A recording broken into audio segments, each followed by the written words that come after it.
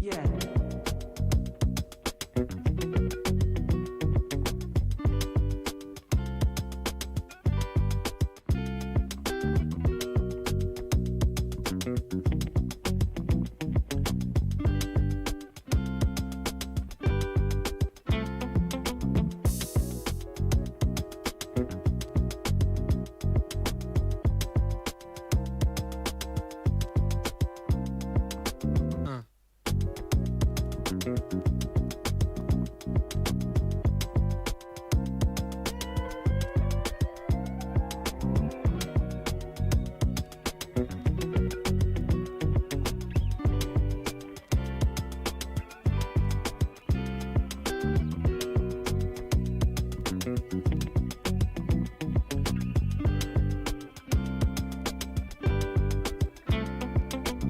No.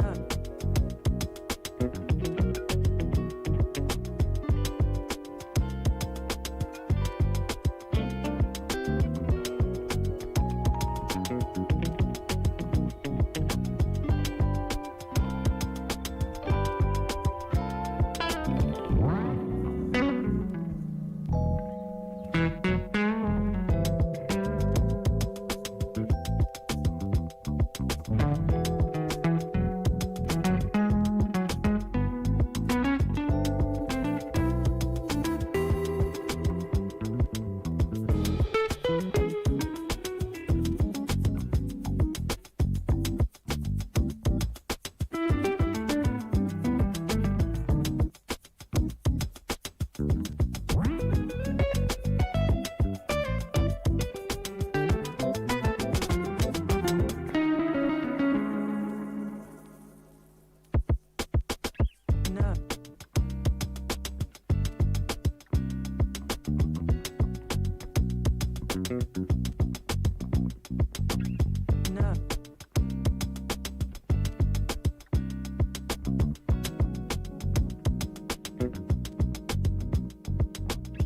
No. No.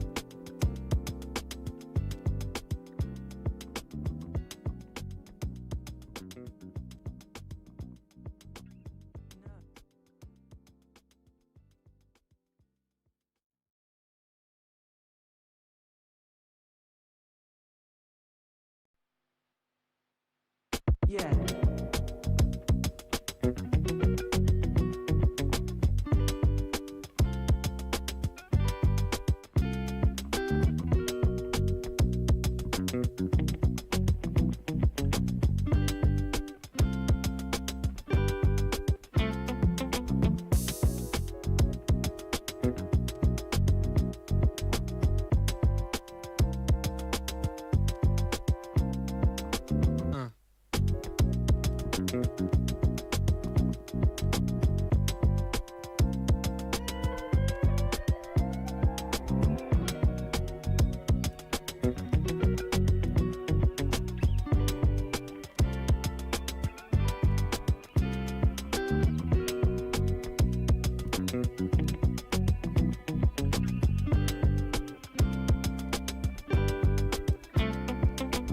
No.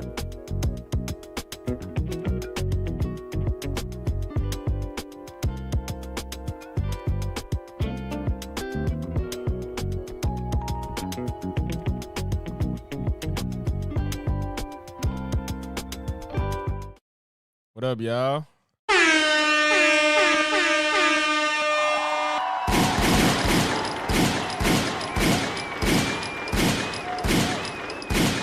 What up? Welcome back, Weenie. How y'all feeling, man? It's Friday. I know if you here, you off work. What's good? Who in here? We got Rasta in here. I don't know what Rasta, what you on with D Nice, man? What's happening? But appreciate you, Sandra. Thank you. Well, TJ, appreciate you, TJ. Phil, what's good, bro? You slid.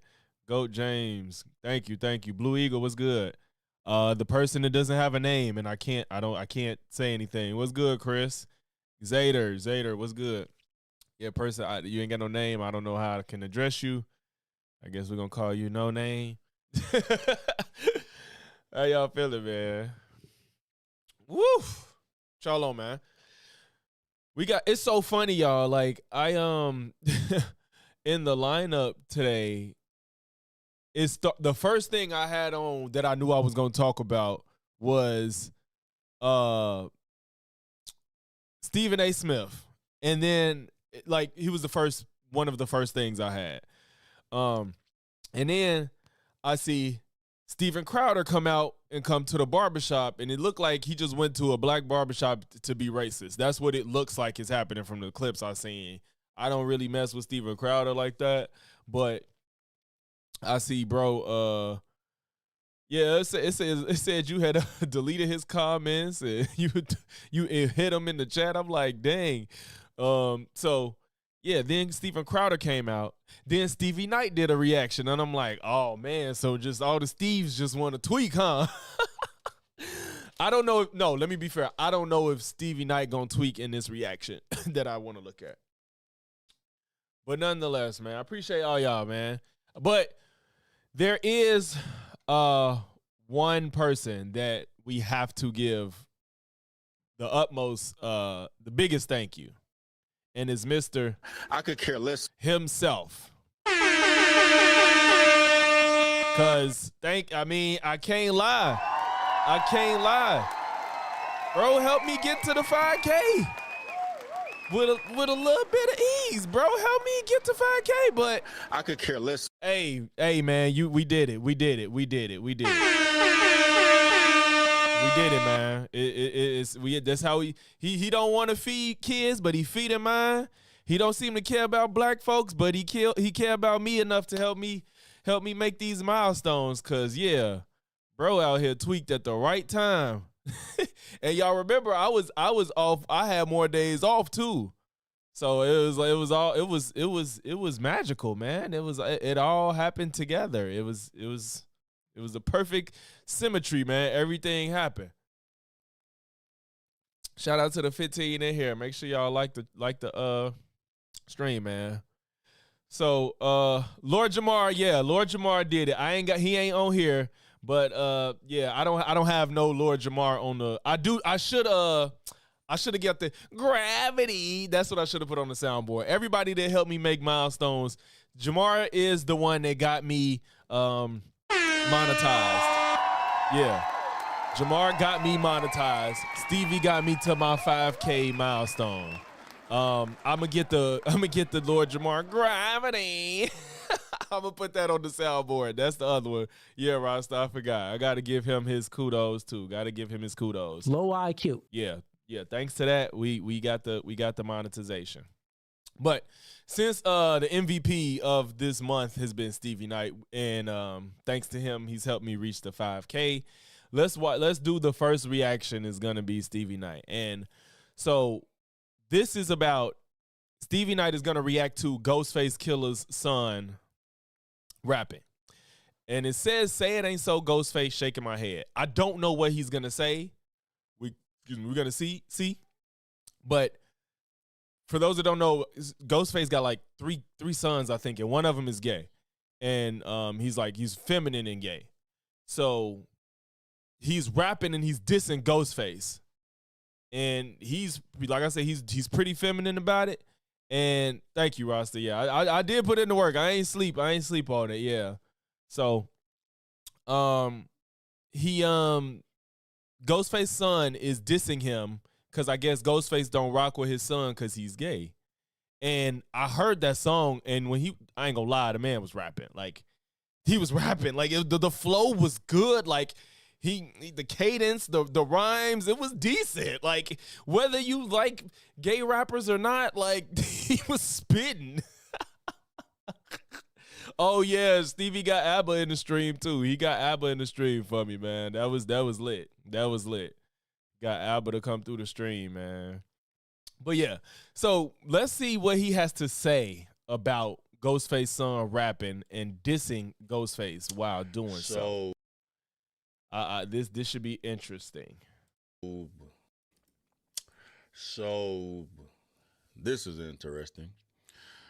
Apparently, Ghostface Killer is a deadbeat dad from Wu-Tang. Bro, what you talking so slow And for? the reason why I am giving this attention is because I've just been made aware of a diss track to Ghostface Killer by his own son, Infinite Coles, whom happens to be homosexual. So, you know, when I first came across this Bro. situation, I assumed that Ghostface Killer was just homophobic and disapproved of having a gay son and just like, you know, separated himself, which is fucked up. Very fucked up, though. You know, I'm not gonna disown my son because of something. Y'all see this long pause, right? He finna say cause of something they can't control. He wants to say for something they don't control, and he's not saying it because that doesn't fit his narrative.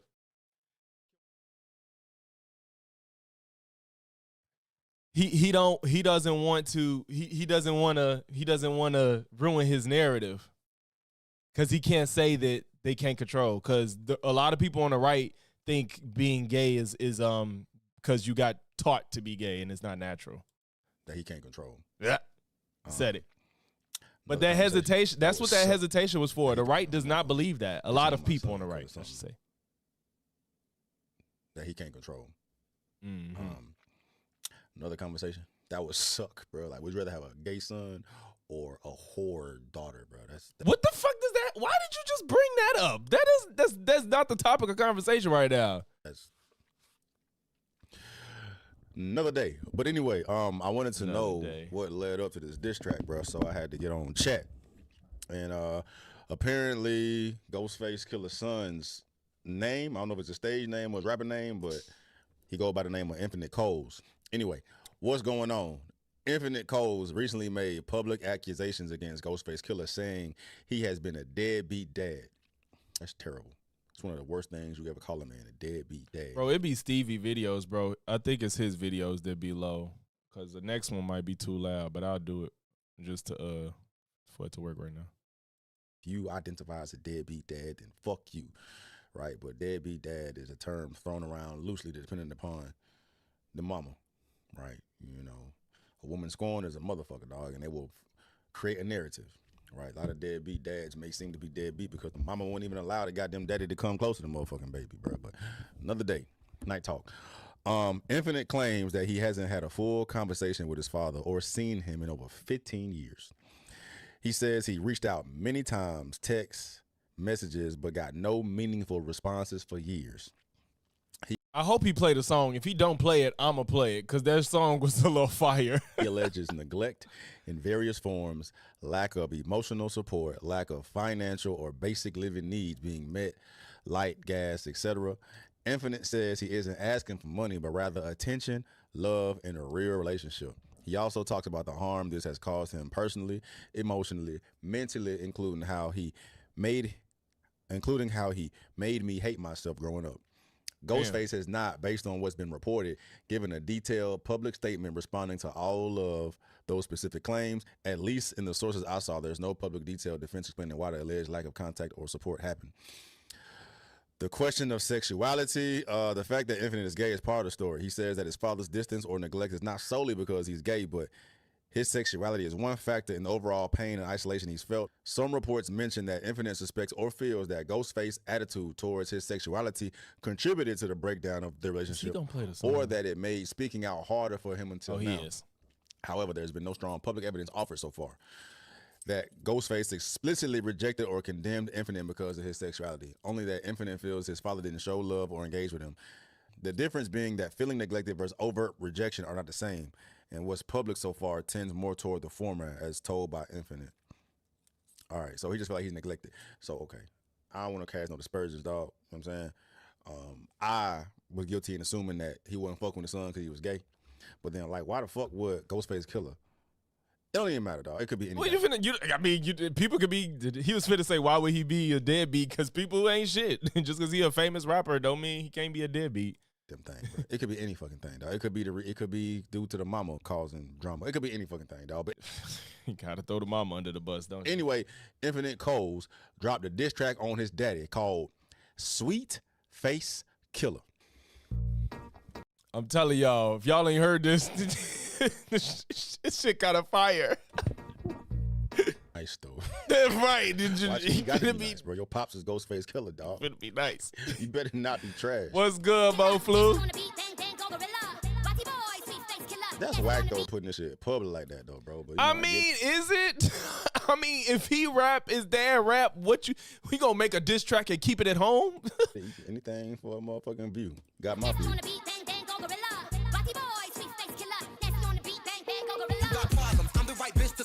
Oh, I forgot it sped up. I forgot it sped up. Stevie, y'all see this man refusing to nod his head? He making the steak face because he was just spitting, but he refusing to nod to the beat. He can't. He don't want to get into it, but he know that shit was hard. I'm conflicted, bro. It's not bad. He knew it. He said, I'm conflicted. You just don't want to accept it because he's like gay and feminine. Bro, just enjoy the music. It don't make you gay. Like, yeah, that's the Stevie Night channel. Bro, you can enjoy the music. It don't make you gay. Like, we accept it. Niggas know Lil Nas X was making a few slaps. Like, it is what it is, bro. Like, I'm conflicted because it's not bad. Like, just enjoy the damn beat, bro.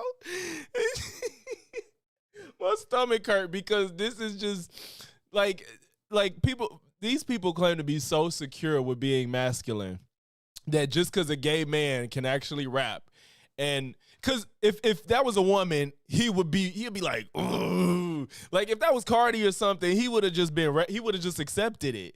You know what I'm saying?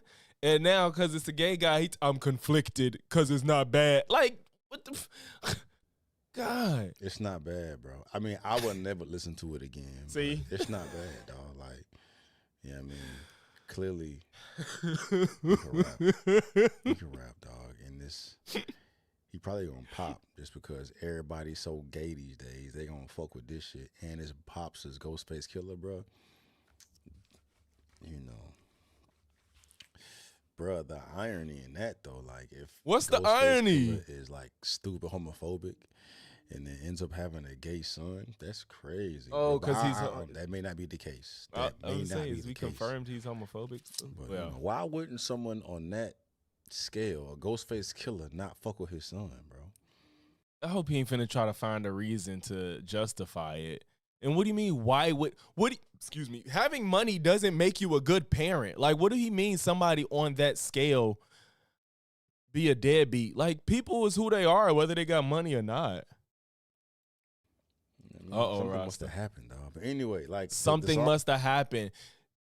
Are you just refusing to believe it could potentially be his dad is just homophobic and don't want to accept a gay son? Like, are you saying that that's just not possible? It's very much so possible, especially for somebody his age. They were extremely homophobic. What do you mean? Right, Elon pretty much disowned his son because they were trans. So like, this ain't unheard of. They probably around the same age.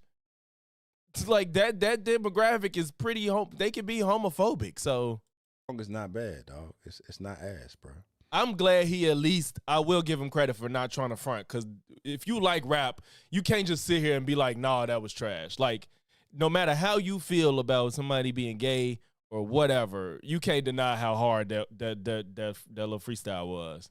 It's not ass, dog. He's so gay. He's so gay, bro. About the gay community, bro. Like, I understand I don't understand the attraction for another man, but you know, the attraction is there for them. But like, if you like men, then what's the point of a man acting like a woman? Like, it makes more sense for the whole trans situation if you want a man that look like a woman. It's because you don't understand the difference between gender and sex. And, well, not gender and sex. I'm sorry. Gender and sexuality. That's what I'm going to say. But like, if you're attracted to men, you're attracted to dick and balls. You're attracted to Adam's apples. You're attracted to deep voices and big hands. And oh my God. You know, why you want to look, because they're not necessarily related. It's this. Why do you think there's some men that are feminine but aren't gay, and then there's some men that are gay that aren't feminine? Like that they don't have to always be. This is stupid. It's just so stupid. He just finna rack my brain, because like this is like so simple of a concept and he's making it difficult. Browse and why is this turning into assessing why gay people are gay when you just wanted to address the fact that his gay son is dissing his dad because he probably disowned him for being homophobic? I don't know, but that's probably what happened. But are you gay? Jaws or whatnot? Then what's the point of liking feminine men? I don't get that. Because oh my God, understand that. Like a super feminine man, like that means you like girls too. No, because there's probably some. It's probably some like Rhea Ripley. A lot of men are attracted to Rhea Ripley, but she's not traditionally feminine. Like you can, my girl, Jade Cargill. She's swole as hell. Like you cannot be traditionally feminine and still be attractive to the opposite sex or the same sex. It's just what people like. This is so stupid. You would think that wouldn't be that hard to figure out. Like some of the women in the WNBA, some of them like 6'6" and stuff, and some of them are straight still. Like, what are we talking about? Like, why? Like, it's not a hard concept, bro, and it doesn't matter. It's not for me to understand, bro. Anyway, this video ain't for that. It's some night talk shit, man. But I've always women liked Prince. Prince is not traditionally masculine. Prince was getting them. He was pulling them. So what are we talking about? Was confused about that. It's not confused. What are you saying, though? Yeah, Reaper, you're right. The girls that love K-pop guys, they look feminine. Rasta said, I would love for Jay Cargill to hold me like a baby while I take nappies. This song hard. It's hard. But y'all see how uncomfortable. I just want us to point out how uncomfortable he is to watch this, and he's just trying to not react. Because if this was a woman or another man rapping hard, he would be, woo. But since it's a gay guy, he don't want to appear to enjoy it in the slightest. He does not want to. Boy, when that little Nas, dun, dun, dun, dun, dun, dun, dun, dun, boy, I was like, this beat nasty. I'm like, what does the sexuality got to do with the song sounding good? Like, if you listen to female rappers that talk about men, you don't, it's not like you have to embody the person to enjoy the music. And it's like, yeah, he's just a guy and being feminine, but he's not even necessarily talking about like gay stuff. He's dissing his dad. So it's just like, why are you making yourself so uncomfortable that if you was going to be this awkward about it, you shouldn't even reacted to it? Tank BP, you could feel. Wait. You could. Okay, now that might have been a gay ass bar. Okay. I got a full tank BP, you could feel. That's a little bit much. Let me give you some sugar. Got a full tank BP, you could feel. But he only cared about that when he ain't pointing out none of the other hard bars for the first verse. It wasn't bad, though. I will give him credit. At least he not gonna front on the song. I'm glad he's not fronting on the song. You can't do it. Do you think Stevie will play Frank Ocean in the car? Probably, because it's acceptable. Frank Ocean and Tyler the Creator, like they're acceptable. They're the acceptable gay, or Isaiah Rashad, like they're the acceptable gay because they're not extra feminine, so nobody cares. You know, he probably will still struggle to listen to Lil Nas X, and if Infinite made a career, he probably would never listen because he's extremely feminine. I can't fuck with all. I mean, I think it's pretty understood that Tyler's bi at the very least. What's good, Fantasy Island girl? What's up? I mean, y'all probably think I am homophobic. I ain't, bro. I gotta want to watch it, bro. But the song wasn't bad, I mean, and it wasn't Tyler is bi at least. I thought everybody knew that. bunch of reckless shit spoken, bro. Like, it wasn't that bad. It wasn't fucking savage. Yeah, I mean, but he definitely has issues with Pops. So, Yo, Josh, thank you, man, thank you. it seems like it came out of nowhere. I mean, y'all let me know if y'all are in tune with what the fuck is going on, dog. I don't know shit about no Ghostface. I'm not a big Wu-Tang fan, dog, so it's like, Ghostface, but 2025, it makes sense that he got a super gay, flamboyant son. The son wasn't born in 2025. What did that mean? What? Why did he just say that? You're in 2025. Yeah, you got to flip. You already said that he can't control it. So the boy probably been gay he's been gay his whole life. Ain't no probably. He been gay his whole life. Why did you just say it's 2025? Like this is a new child. What the heck are we talking about? Dropping the fucking diss track on his Pops called Sweet Face Killer. That's hilarious, bro. Anyway. You saying he lost hip-hop credit for saying he not a Wu-Tang fan? We out here, man. Grinding to grow, growing the grind all the goddamn time. Night Nation, Night Watch, love y'all motherfuckers. I'm out. You guys heard of the term black? Okay. Well, yeah. Well, so Steven Crowder. Man. Yeah, like he shouldn't have admitted that. I mean, for his age especially, he should I'm not a fan, but I definitely respect Wu-Tang. Like I don't think everybody that's a rap fan got to be a fan of every, legendary act. You know what I'm saying? But the way he said it, it was kind of like, what you mean? It sounded like he didn't like them. Like it was like you don't fuck with Wu-Tang. Like said, bring on the next Steve. Yeah, it started playing. We might as well. But yeah, I mean, like I said, I will give him credit for not fronting on how good the song was.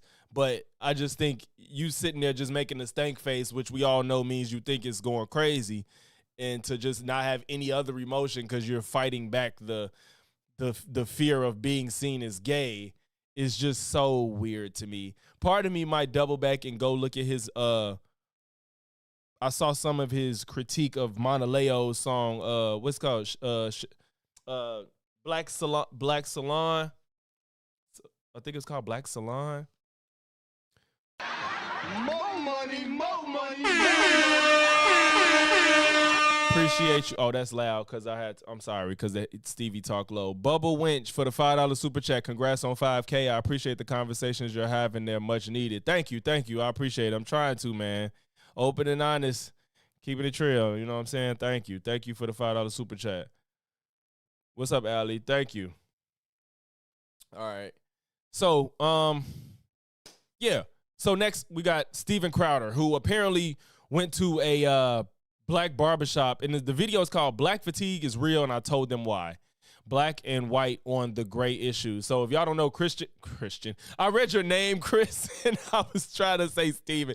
Steven Crowder is he's a right-wing political pundit, been banned off YouTube multiple times. He's the guy that he used to do the Change My Mind tables on college campuses or street interviews where he sit on somewhere and say, change my mind on a given topic, and he's pretty fucking stupid and doesn't have good arguments, misdistorts facts, just like Charlie Kirk. So you said, yeah, so he can have that put the yeah, I got a Tesla. You funny as hell. Yeah, he is pretty verbally abusive to his wife. From all we know about this guy, he was out there reenacting George Floyd's death, trying to show why he didn't die from the knee on the neck. Yeah, he's a piece of shit. And now he's going to a black barbershop, I guess, to say why black fatigue is real, I guess. I don't know if we're going to get through all of it. It's long, and he probably is going to piss me off. So let's go. Black fatigue? Mm-hmm. Yeah. You guys know what that means? Since the last time you came, that's become a thing. Yeah, I was about to say, that's just become a recent thing. And do you know what it means?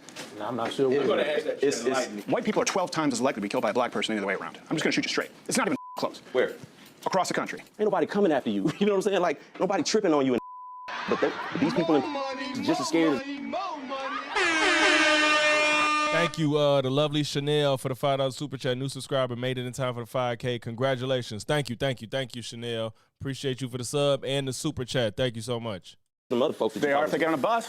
Not necessarily. They are if they get on a train. That lady wasn't in danger because that man was black. That lady was in danger because that man was crazy. Nope. Whatever we want to ask He's for, talking you about want no. me- Yes, that's exactly Fairness true. is a problem. So white America. So it's been several $1 trillion. When is it enough? Where's the bird? No. Where's the bird? You're not stopping white America from doing anything. You know what? The they wanna bird just do. burned down $4 billion worth of cities and 60,000 assaults. There's 3 times to 4 times as much homework than the black kid, and the white kid does 2 to 3. Why? Because it's culturally, it's conditioned. Exactly. So why is it better parenting? Oh yeah, also a fun piece of lore, y'all. He was the voice of the brain. He was the voice of on Arthur. He was the voice of I believe the original brain voice. I think he's the no, he was not the original brain voice. He was I think the second brain voice. I know y'all remember if you watched Arthur, the brain, his voice changed like halfway through the show's lifetime, and I gotta see when he did it. When did he do? Let me see. Y'all probably will never watch Arthur the Same.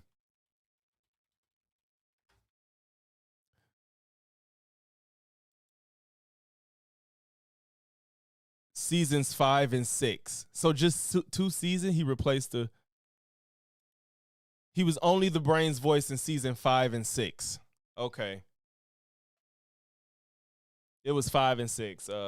Moves on. Than white. Why? You said what? We're having real talk. Why do young black men fight in packs? So a I'm not couple sure, of years ago, Alec. when I started Black and White on gray issues, I sensed some growing discontent or more of a racial divide in America than I'd experienced in my lifetime, and it seemed to be egged on by legacy media. It's sad to see a lot of people going along with it. The American people have felt safe in their home. People who had absolutely no chance of victory. Hate and racism towards black and brown people. And as that evolved, and for the first time I walked into Stevie J's barbershop, I really was looking to sit down. There is none, JP. Exactly. There is none. And talk with, but mainly listen to. I know, right, Josh? Like him, if Ben Shapiro trying to make movies, he couldn't do it. Like fucking Joe Rogan he ain't an actor, but he didn't excel at the other things he did. You know, the comedy thing. Appreciate you, Demi Field, for the $10 super chat. Stephen low-key was so jealous Charlie was more financially successful at his idea. Now he's using what happened to make himself relevant again. Oh, that part too. So for those that don't know, before Charlie Kirk died, Steven Crowder in his bio, I believe on X, says second biggest right-wing political commentator. And when he died, he immediately changed it to #1 biggest right-wing political commentator. Like, Jesus. Matt Walsh, yeah, trying to make movies. They're all terrible. Like, you know what's so funny? I don't want to say people that are right wing do bad as far as art goes, but they all seem to go to the right once it fails. Because I mean, Mel Gibson had a successful career, but you know, then you got people like what's the other one? Adam Sandler's buddy. Y'all know who I'm talking about from The Hot Chick. Y'all know who I'm talking about. He's been doing the right wing circuit. I think he's part of TPUSA's tour now and stuff too. Rob Schneider. Thank you, Josh. Yeah, Rob Schneider. Yeah, like all these guys with the Arnold Schwarzenegger but Arnold Schwarzenegger isn't he's like what a conservative is. He's not like MAGA. You know what I'm saying? Yeah, Michael Knowles was an actor. He even did gay. He even played gay in a movie before. But Christian, it can't be. Now he blocked you on Twitter. Real black Americans living the real American black experience. Yeah, I liked Rob to see too. whether they shared the I was a little viewpoints hurt of a lot of the public representatives, the now networkless Joy Reids of the world, or back then the Don Lemons, what they wanted me to believe. I realized that CNN and MSNBC were full of shit. And overall, it was a largely warm, productive conversation. I think served its purpose. You can go check out that video to see what it was like. Fast forward to now, and not only have things not really improved. See, I don't like you just finding black people doing something is not a freaking indictment on all black people. This is ridiculous. We can find videos of any race of person doing X thing and then put it in a video to try to prove a point. That doesn't mean anything. I hate this type of stuff. You showing people fighting and because they black, you trying to act like we savages or some shit. And according to many Americans, they're markedly worse. And if listening is important, I noticed that a lot of white Americans felt pushed to a point. Oh my God! Now I don't know if I'm gonna make it, y'all. I might not make it. I might not make it. Oh my God! I might not make it. This isn't even a racially motivated thing. We don't know that. We don't even know if this was racially motivated. I didn't see the tweets, and Reaper, I don't want to go back. I don't. That they weren't even fully comfortable expressing. But for the most part, when they did, their communication was pretty restrained. Really dialed up to near boiling point with the recent cold-blooded murder of Irina Zarutska. The unthinkable happens. You see Brown pull out what officials say was a pocket knife. Oh yeah, Folds Rob it Snyder and MAGA. stands up behind Zarutska. What we aren't showing you is the moment where Brown then stabs Zarutska several times and walks away. And that murder taking place at the hands of a black man who was arrested at least 14 times and released largely in the name of racial justice spurred a reaction from white Americans that, frankly, is unsurprising. And truth be told, for young white Americans, is understandable. Oh yeah, Dennis Quaid. Yep, and Shazam guy. I forgot his name. I think it's Adam something. I think. And it would be doing America no favors to completely ignore the discontent of young white Americans who, if you listen to them, definitely will make the case that they have been vilified and asked to foot the bill for original sin or crimes that they've never committed. They owe each of us $300K. So I don't care how you. I don't know. We need to just go to the barbershop. I can't. This propaganda. I can't. I'm sorry, I can't. Why this time I didn't visit the barbershop merely to listen, want to hear the pushback, but to communicate a very real set of grievances that could bubble into massive T and Josh, exactly. This one goes a little bit of a different direction compared to last time. This is Black and White on the Gray Issue.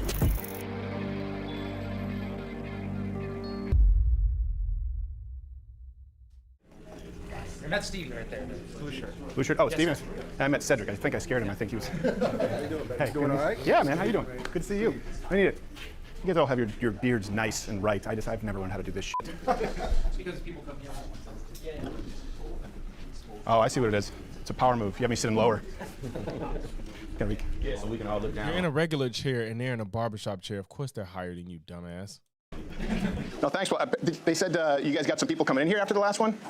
Yeah, a couple people came They just through. felt like, I think this is the place where white and black people have conversations. So it was funny. The first person that came last time was he's from he said this out of his own mouth. He was like, I'm Indian, but he had on a MAGA hat. Okay. And he walked in and was like, hey, I saw you guys on Crowder. Can I get a cut here? Yeah, I guess so, man. Come on. Did you have your hand on your piece? You're like, I don't know. If you come. Nah, because he didn't come like that. He didn't have the backpack and the ski mask on. Yeah, he didn't have that on. Was he nice? Was he good? It's cool. Yeah. What do you guys think, like, when you see someone with a MAGA hat? So this is the same barbershop he went to last time? Because I know we were kind of talking about that last time. It depends on how they present themselves. To me. Yeah. For me. Well, okay. So what would present themselves in a way that would be like decent versus piece of shit? Yeah. Some people carry that air of superiority. Yeah.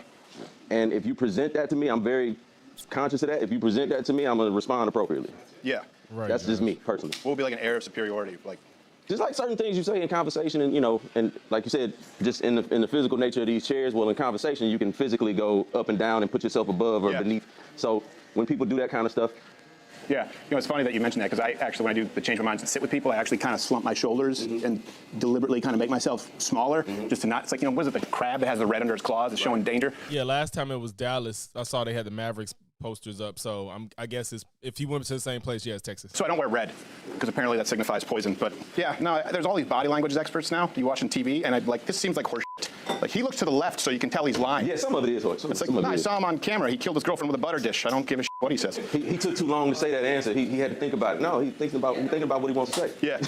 He don't just spit shit out. He wants to think about what he's saying. Last time we talked, we were kind of just, and the reason was just like, often you see in news, people just kind of siphon themselves off right into an echo chamber. And I thought it was good. We were just kind of able to see other perspectives. Where do you think the country is now? Like, with that? Like, is that an open question? Or? Yeah, race relations between, because last time I wanted to get your perspective, and there's a perspective now in the white community. None of us are an ambassador for the entire community, but things have changed quite a bit the last year and a half. Temperatures have gone up. But what do you guys think? What do you think we are in the country? I'd like to chime in on that. Yeah. I'm happy you asked that question. There are a lot of social and economic dynamics at play that have certainly gone, in my opinion, in the wrong direction. I don't think that people really understand the gravity of where we're headed. We are vastly sliding into an autocratic regime here. And absolutely, I'll give you several reasons. You see, in order to have, you can't have a one-dimensional approach when you're wanting to continue to lead from a global perspective, all right? What you see here today is an isolationism approach, which has never worked in the past because we don't have an understanding of geography and history, all right? And I'll just simply close by saying, you got to understand something. The rest of the world is grossly infuriated with the way America has taken shape. And not only that, we're ceding all our best opportunities to China, right? Look around you in the relationship they're fostering with everybody else, which includes Canada, Mexico, and they've even gone as far down into the Latin American corridor, fortifying their bases while we're still hollering that we're the greatest. You talking about China, like in the Panama Canal? Not just the Panama Canal. Let's pivot from the Panama Canal and let's look at the long-term strategy they have now, where they just signed an agreement with Mexico to build another canal bypassing the Panama Canal. And when you look at the whole transatlantic corridor, where you've got now Brazil and Canada as well as Mexico trading and stopping in Peru, where China has a huge presence at, circumventing completely the navigation, the use that comes with having to use Panama Canal. So we'll avoid conflict with America and just simply go around America is what's happening here. Talking about China? Absolutely. Yeah. No, I mean, I want to agree with the first part, autocratic. I think China needs to be dealt with, and this is the first time we are. I'm Canadian. Well, I was raised in Canada. Canada sucks. Canada is a dog shit country. Canada, the kind of shit we're doing, you can't do this in Canada. If you say something Yeah, to add insult to injury, he's not even American. too offensive, or I say something too offensive, you will be jailed in Canada. Yeah. That's the thing. So I'm fine with the U.S. being the best country. I came here from Canada because, I have friends who were arrested. I had a friend, stand-up comic, was fined for telling a joke. I don't think people realize how good we have it here in this country compared to other countries. But that's the painstaking part about it all, is the fact that, I've always been one to say, and I believe this firmly, freedom is not a right. It's a privilege until you wake up the next morning and find out you don't have it anymore. Woo! Yeah. It also comes with duties. That's what Bitch, you realize he's not taking in. This is how you know.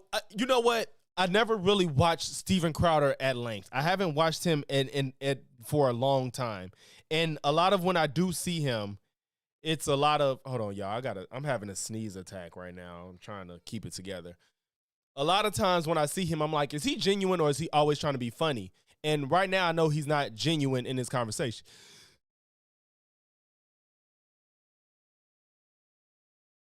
I'm sorry. So all of what he's talking about is an easy gateway to a genuine, good conversation. He doesn't care about any of that. He's looking for his clips. Thank you. He's looking for his clips. He's looking for his dunks. He's not there to have a real conversation. And I was trying to give him the benefit of the doubt for this, but now I see it's really just going to be him trying to just look for ways to make himself have the upper hand on everything that they talk about. That man ain't giving him no clips. He's giving him a conversation, and he's not taking any of it in. Yeah, it's also got duties. You didn't, what the fuck do duties got to do with anything if somebody comes in and takes things from you where duties don't really matter at this point? You don't even have rights. So what duties do I have if I don't have rights? What duty am I here to fulfill if I don't have rights? You kidding me? I was about to say, it also comes with responsibilities, because while we free to speak and say what we want, and I went to Montreal a few months ago, so I know exactly what you're talking about. Bet you saw a lot of tits on signs. That's all it is. No, I didn't. It's just strip clubs. Our Times Square is a giant strip club. It was a couple of them. Yeah. But no, there is responsibility, and everybody's from different places, different backgrounds. Some of us from certain backgrounds know, running your mouth too much in a certain space can get your ass whooped. Yeah.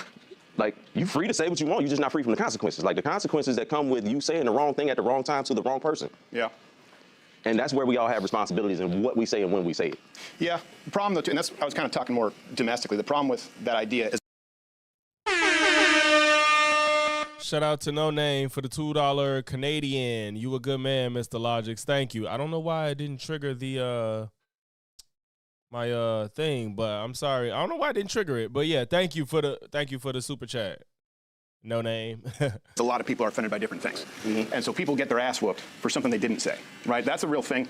I don't know if you guys were following the stabbing there on that train in Charlotte. Yeah, and you're making it about his race when it has nothing to do. Like, the man was mentally ill. That's the problem. That's literally the problem. Irina Zarutska. Last time I was asking where you guys thought we were, you know, as far as in the country relation. Like, have you guys heard of the term black fatigue? You guys know what that means? Since the last time you came, that's become a thing. Yeah, like I said, that's just become a recent thing. And do you know what it means? No, I'm not sure. It's a term that's being used by people in the white community, by and large, again, saying they feel like they've been victimized and they're tired of taking that shit. You know, that was a girl who was dying alone in public, and that was a guy who was let out 14 times, including violent crimes, in the name of racial justice, right? He didn't have to post bail. He didn't have to appear back in court. This is not the first time he's assaulted someone. How do we know that was in the interest of racial justice as opposed to just being because the judge said it. A fucked up attempt at justice, period. Yeah. Like, the legal system has its flaws. Yeah. And people have been making complaints about that for decades, right? But that's just, to me, that's a mental health thing more than it's a black and white thing. Right. Well, I'll tell you why, because white people are saying it now. Right. Not just white people are saying, hey, we're in makes it a bigger thing. Well, because, you know, white people are 12 times as likely to be killed by a black person than the other way around. Oh, my God. He's not. Yo, let me throw out this stat that don't mean shit. Let me just throw out this stat. It doesn't mean anything. What the fuck? I'm just going to shoot you straight. It's not even close. Where? Across the country. Where? Like, not in the United States. I mean, we're not talking about Ghana. And like, yeah. What I'm saying is, in white communities or in quote-unquote so-called white communities? Across the country, the rate is a black man or person, because most murders men. There are very few female murders. 12 times more likely to kill a white person the other way around. And then you look at the average amount of times that someone in this country is arrested before they're brought in for killing, charged with murder. Do you know how many times they're arrested on average before they murder? 11 times. Once again, the justice system's got its That's fine, but if obviously they probably did shit not worthy of keeping them in fucking prison for an extended amount of time. And there are flaws. There's flaws within the justice system, but even the dude that killed Irina, he went to jail for his most egregious crime, which was assault. He went to jail. Me and him got the same head wrap on. He went to jail for, I think, 5 years. But the problem is his mental health was never taken care of. And what does that tell you? The problem isn't locking people away and they won't commit crime. If there's a mental health issue, them people need that help. And I would argue that a lot, especially people that are perpetual perpetrators of like violent crimes, or even, you know, people that, well, murderers typically go to jail for life, but, you know, it depends on the situation. But yeah, these people, there's something happening, but we can't jail everybody for every crime forever. Like, that is just not, like, if somebody robs somebody and they go to jail for a year, I mean, if they go to jail for 4 years, they still could get out and commit another crime. So the crime will never be at zero. And I don't know if this is something people think is going to happen or something. I don't know if they think that's the goal, is for crime to be at zero, because all these places Trump want to keep sending the guard to, the crime is on a decline in all these places. So it's just like, something's working. How about we've been jailing people? Now let's try investing into mental health for these people. Let's get these people mental health. Y'all know y'all don't want to do nothing about guns. So if y'all don't want to do nothing about guns, let's try to invest in mental health. So if you want people to do crimes less, that's the next step. Do crime was not about race. It was about his mental health. Flaws, and people have been complaining about that for years. We spend more time trying to fix that than trying to complain about the white versus black of it all. Well, I think, just like I was trying to listen to all communities last time, I think this is something that's unavoidable. If this community, if enough white people get pissed off, look, we're living in New York now, we're getting killed in record numbers, or Detroit, 12 times the rate. And our system, 3 strikes in California. Stephen came, he looked up all these statistics and came back to just try to throw them at them, because he knows that they're not finna sit there and rattle off statistics. He's not trying to have a conversation. He just wants to, these are clips. This is all for clips. He's like, so black people are 12 times more likely to kill a white person than the other way around. You're not trying to talk. You just have statistics. Right? That was a 3-strike policy. The reason that was changed, they said it was racist. Crime went down in black communities 30%. But now people are looking at their cities going, this is a fucking hellscape, and the murder skyrocketed because people said in the name of racial justice, like 3 felonies, you're out. Because crime is crime, right? But crime is usually going to be higher concentrated in areas where there's high poverty. Poverty, So thank you. Typically, the areas that's A high poverty. stupid dude I debated on my page. He acted like I said something that that was just unheard of, that poverty is heavily correlated to crime. Like that's not even a question at this point. And he tried to act like I was saying poverty causes crime. And I'm like, no, it don't cause it. It's heavily tied to it, meaning there's a lot of overlap with poverty and crime. Poverty in this country. And it's so intuitively it even makes sense, and statistically it makes sense, because what comes with poverty are good indicators for what leads to crime. It's not everything's not just a simple answer, of course, but y'all get what I'm saying. Yeah. Or areas with people with this color skin. So that's why you're gonna have. That's why I said those numbers could be skewed. Right. And right, because if you put any race in the circumstance that black people are in, they'll commit crime at the same rate, probably higher. Because shit, what's the excuse for the fact that more white men engage in sexual violence? What's y'all excuse for that? Y'all don't give a fuck about that, and they do it a lot more than every other race. So where's your statistic on that? What's your fix for that, Steven?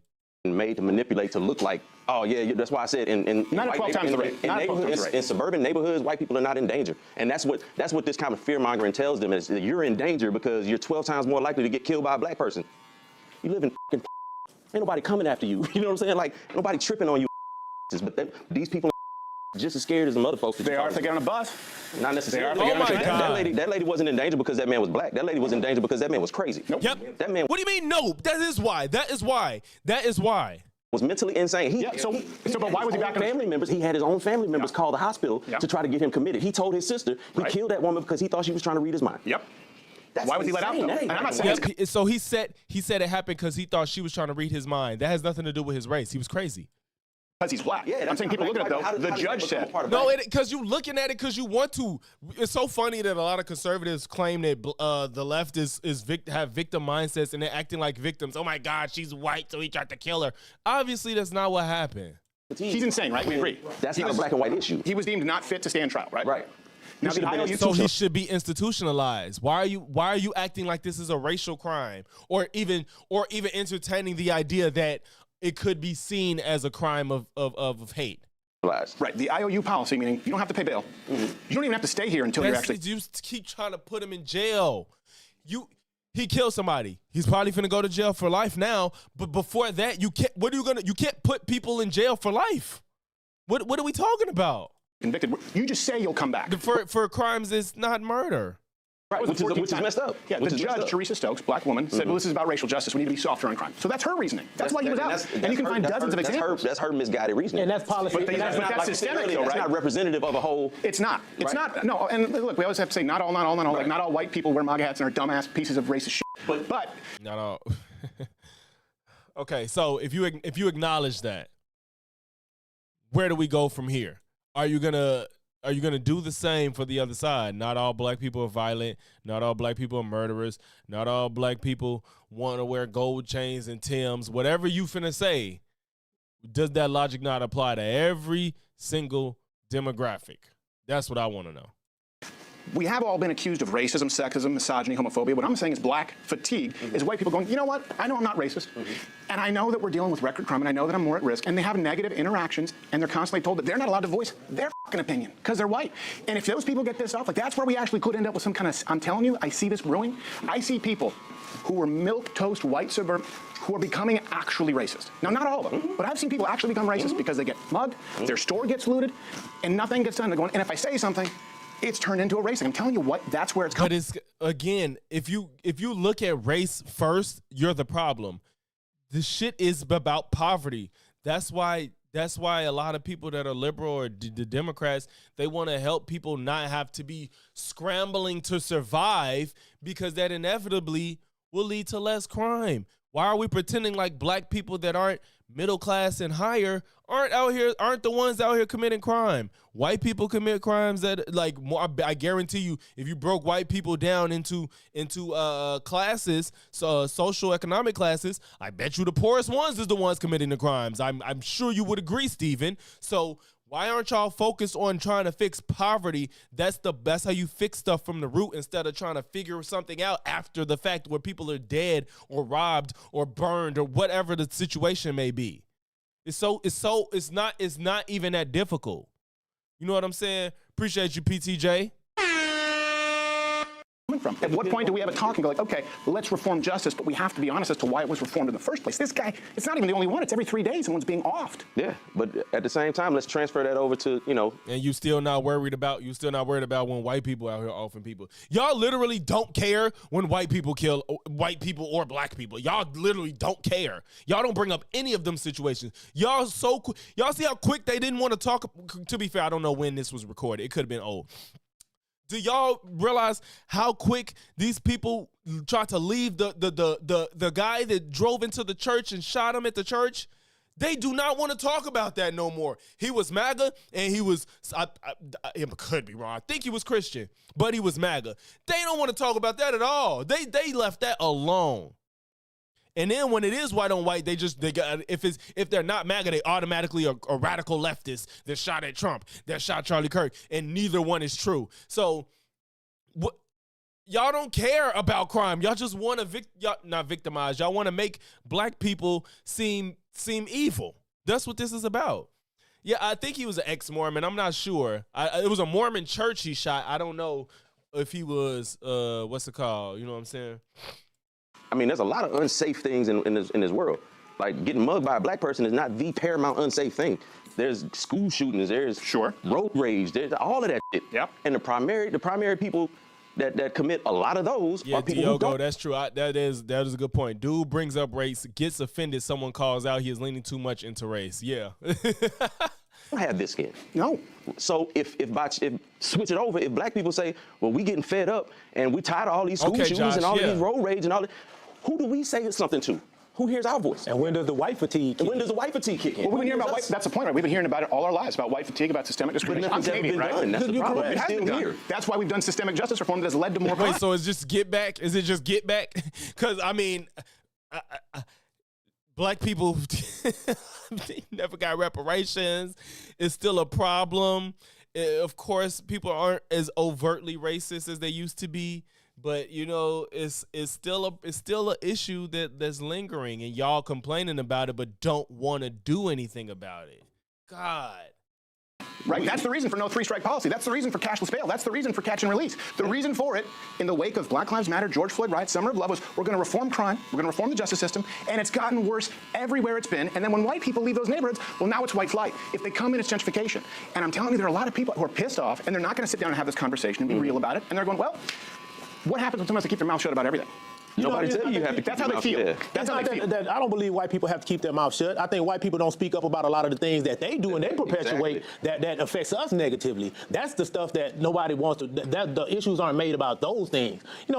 I really respect the platform that you have because you do have open and honest conversations. And I have to say, I don't believe that those numbers about the black people murdering white people are correct. I don't believe those numbers are correct. What if they are? What if I'm not lying to you? If you're not, then I've been misled and I've been isolated from. No, bro, he lying to you. He's a liar, professional one. From realistic numbers. But I know in this country, from the time that we got here and until now, there's never been hordes of black people that just go out and maraud and menace white people. Interactions happen and things do occur. I'm not saying that they don't, but not by and large in number. We can't be this small a percentage of the overall population and still have the numbers that people try to perpetuate onto us. See, black people do more harm to other black people than we do to other white people. Well, that's true. That's true. Because people. Look, he like, oh yeah, I agree with that. Black people hurt each other way more than they hurt white people. Yeah, I agree with you on that. I'll give you that one. Motherfucker. And we also have historical evidence of groups of white people attacking and chasing black people. So it's coming after. So when people bring up Ahmaud Arbery, I wonder what is his. I bet you he'd be like, well, I mean, I think he was robbing people's houses, so he's supposed to get a shotgun to his chest. Come on, I wonder what is his take. I'd probably his take on Ahmaud Arbery is probably trash. historical it's not evidence. happening now. So I'm just saying, and that's the point. Is we're at a precipice right now. That's a part of the historical condition. Well, sure, but someone today. Hold on. I wasn't finished making my point. I wasn't finished making my point. You know, when like I said, black fatigue, that's the newest mantra that's been put out into society to make people think that, okay, they tired of black people. They tired of what you said, that we can't say anything about black people. We can't do. Well, when you hold all the power, when you hold all the economic rights, when you hold all the things that make this country move, when you're in charge of those things, you know what I'm saying? Well, you know what? I put it like this. White people got the firecrackers, we got the stem. That's it. Y'all got the power. The power is placed outside of the black community. We're charged with all the negative things. Those are the things that are really generally coincide with how people relate to us. Bad stuff that's go wrong with this world, it's the black people's fault. We the smallest part of this country. Remember that. You know what I'm saying? Beside the immigrants that come here, we have been tasked with the negative, the criminal, the immoral. I do like the fact that these people aren't content creators. They just regular black folks at the crib doing at this barbershop and stuff, and they can express themselves pretty good. They can articulate how they feel pretty well. And I'm not saying that because they black. I'm saying that like he could have been talking to people that just aren't good at articulating how they feel, you know, and they are. Us. And that's what we consider, that's white fatigue. But you know what we do? We just say, that's just how it's always been. So we don't make up words for it or terms for it. So now you have a frustrated group of white constituents that feel like, oh, we can't say anything. We have to do this. We have to do that. Because I think most people kind of have thoughts, and until they have to like express them in like an exchange of ideas, they may not come out the best way, even though they might be on the right train of thought. People aren't always good at speaking like this in this type of environment. So you don't be deemed as that. Well, exactly, if you wasn't that Josh. in the Most beginning people can't to start do with, this. there would be no need for the further reform or the feelings that you have. You can't say anything about, because you done treated us like shit for so long, and people finally stood up and said, hey, you got to stop treating us like shit. Now that you want to feel like, you know, things aren't going in the manner that you want them, now we want the right to keep saying those things. What if your premise is completely flawed? And what I mean by that is, if we're trying to understand it, you said you have power in all those institutions. Yes. What if, for example, you have an entire generation of people, young white men, women, who if they apply to a college or apply to a job, they don't have a grant, there's no... Oh my God, he finna do affirmative action. Oh my God. If he makes this about affirmative action, or what they think DEI is, which it is and what they think, whoo. PTJ, man. Hey, after this, I think we go, man, I want to watch Monaleo video, but they're gonna flag it. They're gonna flag it. I don't care about the live being monetized, but I don't want them to take it down or some shit. Like, I don't even care if the live isn't monetized, because I'm chopping this up into videos. But oh man, I love that Monaleo video. I fully want to embrace our culture, and if you want to wear a chain, get you a chain. I'm sorry. I don't care if black people want to wear their chains, bro. I don't mind. It is what it is, bro. Let niggas get their chains, bro. If they want a chain, let them have their chain, man. I don't like big ass chains like that, but it is what it is. Pell Grant, there's no type of subsidy, there's no DEI initiative. As a matter of fact, they're likely to be passed over. They hold no institutional power. And when you say black people haven't done anything, when you think of this white person, a young white person, because I'm seeing some people become radicalized. I and agree. It can Sometimes it's just, to me, it can be ugly, like anything. It can be ugly at times. I agree, but you know, it is what it is. It can be ugly. I care more about the fashion sense of it necessarily than like saying like, don't wear, you know, it could be gaudy, but it ain't got to be ugly. Become a problem. And then they see billions of dollars and riots and damages all summer long, and then they go, why is this happening? Black Lives Matter, right? So they're going to make that connection. Now, they have no institutional power, but if they go into a neighborhood that's largely black, they're going to get the shit kicked out of them. And they're being blamed for something that supposedly they're racist problem. And then when initiative, as a matter of fact, they're likely to be passed over. They hold no institutional power. And when you say black people haven't done anything, when you think of this white person, a young white person, because I'm seeing some people become radicalized, and it can become a problem. And then they see billions of dollars and riots and damages all summer long, and then they go, why is this happening? Black Lives Matter, right? So they're going to make that connection. Now, they have... This was a terrible... He went from talking about white people getting denied applications into colleges, I guess, to why is this happening because Black Lives Matter. There was no... Did I miss it? Even if I don't want to be bad faith. Did I miss where that connection came to what he's saying? No institutional power, but if they go into a neighborhood that's largely black, they're going to get the shit kicked out of them. Why? Just for existing? It is not if you're white and you go into a black neighborhood, you're going to get your ass kicked for being white and just in any neighborhood just because it's predominantly black. There are black neighborhoods that aren't impoverished neighborhoods, sir. I don't know if you know that. Not all big groups of black people live in poor areas, sir. So let's just start there. He doesn't even know what he's talking about. He's just assuming that large groups of black people are going to be poor. That you fucking telling on yourself right now. And even when you talk about places like Memphis, Portland, Chicago, LA, all that shit, just because there's a large group of black people don't mean it's a bad area. Even in Chicago, they act like Lil Durk gonna pull up on you and off you if you in Chicago. That is not how it works. There are very select places in Chicago with the actual address of being Chicago, Illinois, that you shouldn't be at certain times of the day. And it's very few, and it's easy to avoid because especially if you don't live there, 9 times out of 10, you don't know somebody that's in these places. So your life is not at risk. Matter of fact, you know how they always talk about like some of these people on the right, they've been on these shows and they've been like, would you walk down the street in DC at night by yourself? Would you walk down the street in Baltimore by yourself at night?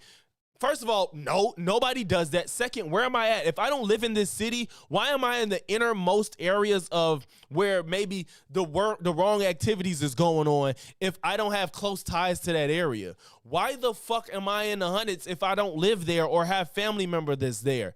If you don't live in these places, you don't hear about tourists getting killed in Chicago.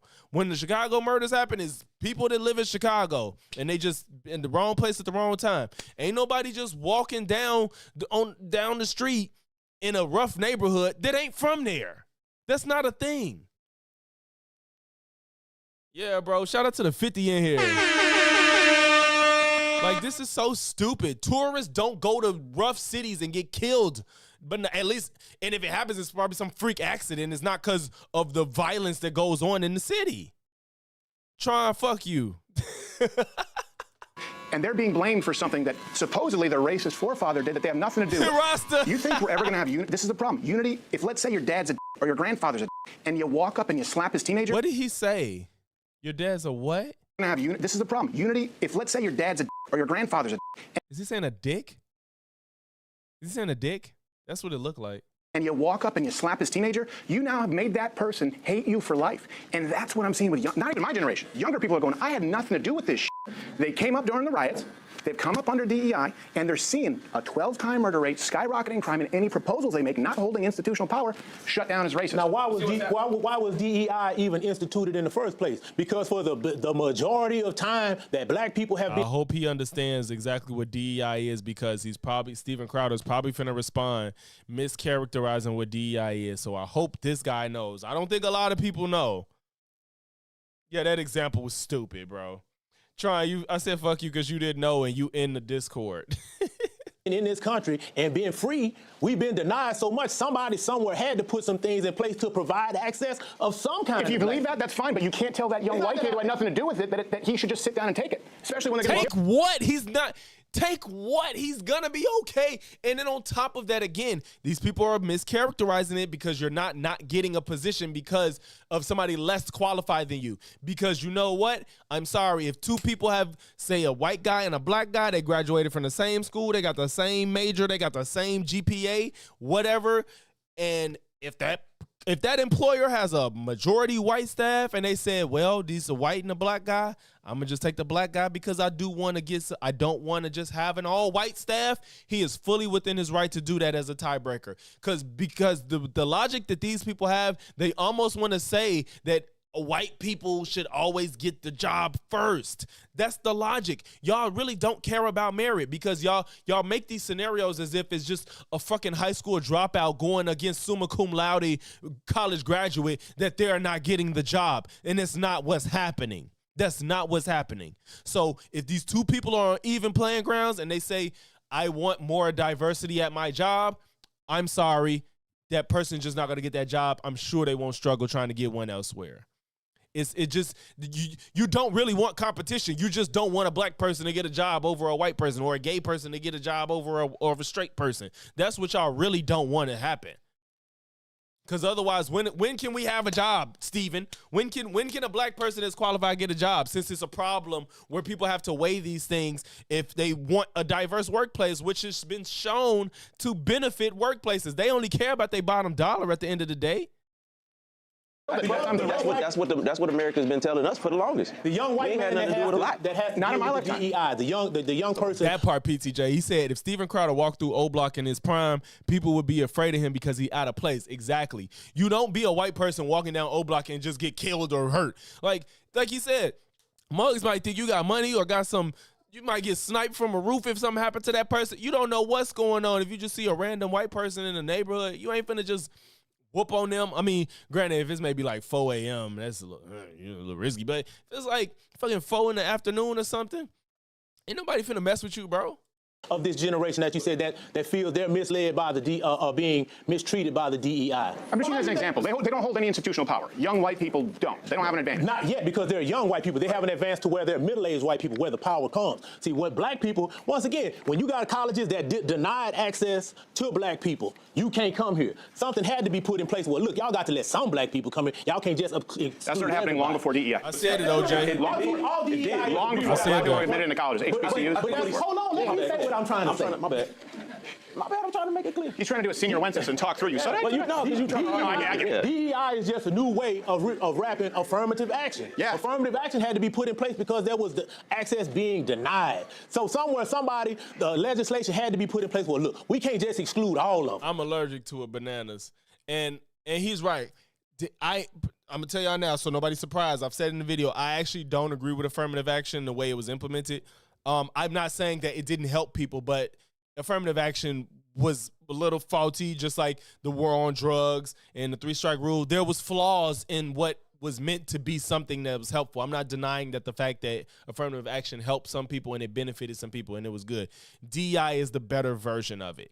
I think that what DEI is what affirmative action tried to do, and it's giving people that deserve opportunities an opportunity because they've been overlooked for so long. It's not putting people that shouldn't be there in a position where they won't thrive. So that's why I defend DEI, but affirmative action had its flaws. You know what I'm saying? So it's and that's okay. And just like when people try to hold Joe Biden to the 94 crime bill, I'm like, bro, the Congressional Black Caucus supported that. Democrats supported that. Like, it wasn't like white people did it to black people. They wanted them fucking drugs out of their communities, and they was willing to do whatever could get passed to get the drugs out. And it came with some effects that they didn't foresee, and it didn't do what they wanted it to do. It didn't help as much as it hurt. So, you know what I'm saying? It's just one of those things. And I think DEI is the correct course of what affirmative action was supposed to do. So somewhere along the line, they have to be allowed some access. Okay, that was put in place. Now, fast forward till now, those same things that were put in place for those people back in those generations that are still in place, they're not excluding people from getting to places they're just still trying to keep those doors open so that those black people that were coming through that door can still get in. Because if you remove those, over time, we will be denied the access. Yeah, ain't no if a black person has lower SATs, right? And lower. See, this ain't even a real thing. This ain't a real thing. He's finna make it a thing. He's finna make it a thing, and it's not. DPA. Should he get in over an Asian or a white person? Let me ask you. If all things are supposed to be laid out equal, no, you shouldn't get. If you don't have it, that's what it takes to get it. And see, it's not happening. You fucking liar. It's not what's happening. That's what's happening. No, it's not. These people, y'all realize they never have an example. Not one. None of them ever have a singular one example of what they're talking about with DEI. I've never heard a single example of a pilot that that didn't have 8 hours, of a person that had a lower SAT score, a person that had no experience in the field. I have not heard that Because if there was, it would be easy. They always be, Irina Zaruska, Austin Metcalf. They always got something to force their narrative, right? They don't have one single example of somebody having a job that was not qualified to be there. Or they'll lie like Piers and Ben Shapiro and Charlie Kirk did and make up the fact that just because they're black that they're a DEI hire. They try to say Kamala's a DEI just because Joe Biden said he wanted a black female or whatever the fuck he said. It doesn't matter because Kamala was qualified. And then Charlie Kirk tried to say the fire chief from fucking Dallas, Texas that didn't come help the 2-hour away city for the fires that happened a few months ago. He's a DEI when he was like more credentialed than Charlie Kirk could ever comprehend. Like, these people just lie about black people being credentialed to further on the narrative. And what he said about Ketanji, one of the most fucking accomplished justices. Michelle Obama, Harvard grad. Like, come on. Like, God. Yeah, no, but it is happening, and I'm telling you, white dudes are pissed. That's I'm not the telling you. majority of what's happening. See, they don't know. Y'all need to know. Be like, what person of what minority got somewhere that they wasn't supposed to be over somebody else? Please, one example. One. It shouldn't be hard to get one. It's happening. As it relates to DEI, first of all, DEI has been more beneficial. I'm a former commercial contractor, all right? DEI and affirmative action have benefited white people vastly more so than black people. All you gotta do is look at the business ownership or what have you, and you notice that as long as that white female happens to be 51%, then she qualifies as a minority and a double minority because she's white, she's among the minority in business ownership, and she happens to be a female, right? So you look at that based on population dynamics, and that automatically tells you this whole thing about DEI was, number one, not as much targeted towards blacks as much as it was targeted towards minorities, which includes that LGBTI, right? So when we talk about that, we need to really deal with the real problem. And as it relates to the riots, let me tell you something right now. Listen, in the black he has been spitting. community, I'll be the first to acknowledge, we do have He definitely straight out the 1960s. He looked like he was, that ain't the 1960s, but he definitely looked like he should have been in that scene in Coming to America. Or it should have been in Harlem Nights or something. Tractable problems that are not going to be solved in one conversation. But what I'm going to say about that as well as the reason why the black community becomes so infuriated, all right, is when you see gross negligence of justice happen or misjustice happening and nobody does anything. When this guy kneeled on this man's neck, Uh-oh. He talking about George Floyd. What's Stephen finna say? Look, if he had done something when he was subdued and on the ground, what was the real reason for kneeling on his neck except to inflict fatal harm? What was it? I can tell you exactly what it was.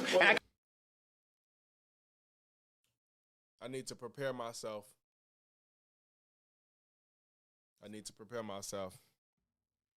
Hold on, I'm sorry, y'all. I'm finna go give me some more to drink. I'm sorry. Be right back.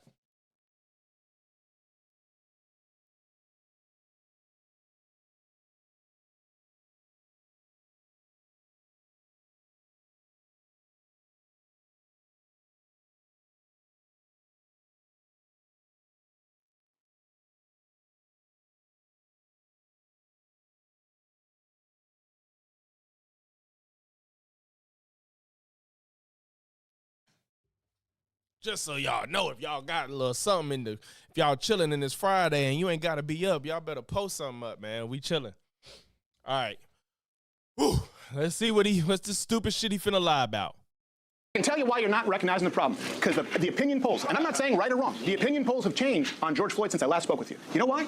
Because y'all are liars. That's why. Because the right-wing media propaganda machine are habitual liars, and it clearly works. It works. Half the country believes in a con man to run the country. I don't know what part of the Matrix we got tripped up in, but it happened. So all the body cam footage came out. You know what? You know why? Because he was there for 12, 15 minutes, asked to be put in the car. They put him in the car, asked for air conditioning, gave him air conditioning, asked to be taken out of the car. They took him out of the car. He wouldn't stop moving. People have watched it now and go, you know what? I just want to know, at what point did we forget that when people, there's probably a large swath of people that when they're getting arrested, they're willing to say and do anything to not get arrested. I've never been arrested, but I'm certain that people are probably in such a panic that they're like, I can't breathe. Oh my God, I'm finna pass out. I need some water. Wait, can I call my wife? His cuffs hurt. It's too tight. Can you take them off? Oh man, my legs hurt. Oh, I got a Charlie horse. I can only imagine, especially somebody that's on drugs, I can imagine that you probably are really trying to figure out anything you could do to not get arrested.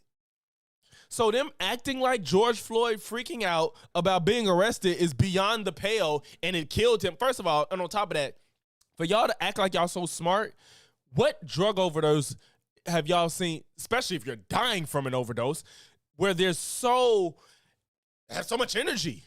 I don't know about drug overdoses giving you energy. What drug overdose, especially one that kills you, are you telling people you can't breathe and screaming and asking for people and able to resist 3 to 4 other grown men? You're able to actually fight them to the point where they're struggling with you? What kind of drug overdose gives you that much strength? Give me that.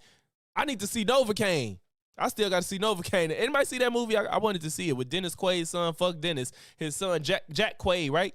Did anybody see that movie? Was it good? I want to see Novocaine. It's not what I thought it was. You know how many times he was arrested before that? 9. He shouldn't have been. You know what would have saved him? Again, they keep talking about how many times somebody get arrested. If they getting arrested for petty crimes, what do you expect?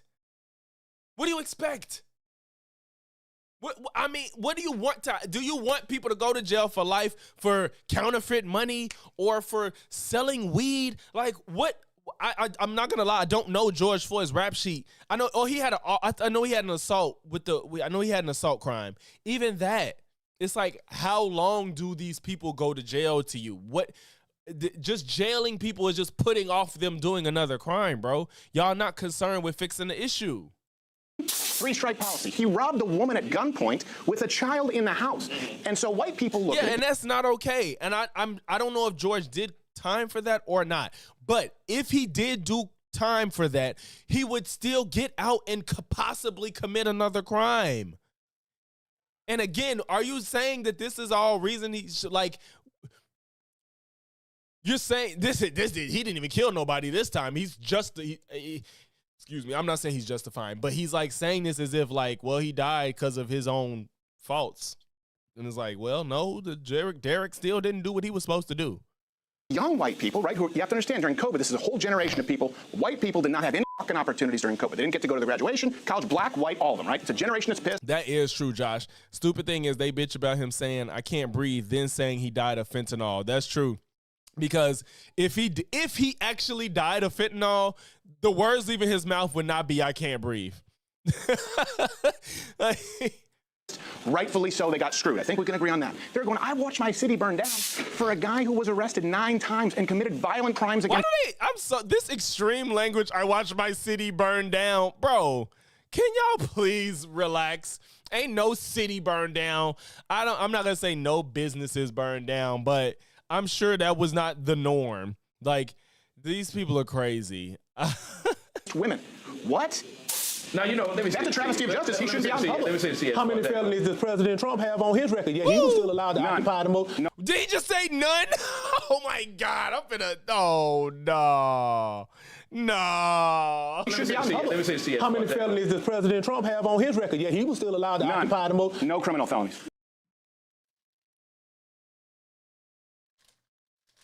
So Steven Crowder is not even in reality.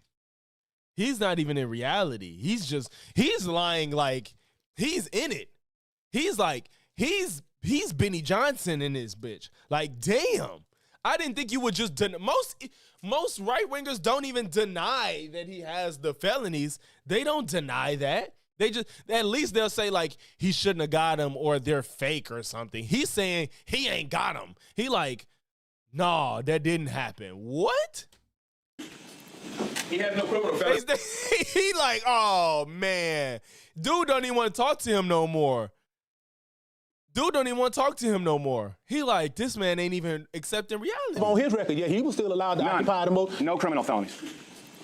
He has no criminal felonies, but he's got moral felonies, which would, if there was a court. No, don't, man. Oh, gee, you let that rock, bro. You talking about he got moral felonies, bro. Damn. Yeah, OJ, I said that. He not there to have a conversation. He there to get his clips. This man said he ain't got no felonies. Damn, he just blew me. He letting him get away. The other guy don't even want to talk to him no more, probably, because why you just lying now? You just outright lying. Of justice for that, he probably would be tried a long time ago. I mean, let's talk about it. Is this where we all get on board with crazy white bitches who accuse women of rape? No, like, not I at thought all. we Well, okay. First of all, you jump to the rape. That is not what his convictions are. That is not what his convictions are. You just freaking changed it. Bro. 26 men have raped that crazy broad. Here's the reality, though. And when you look at the convergence of this new agenda. Damn, I'm so mad they're not correcting this. Because I want him to have to defend this.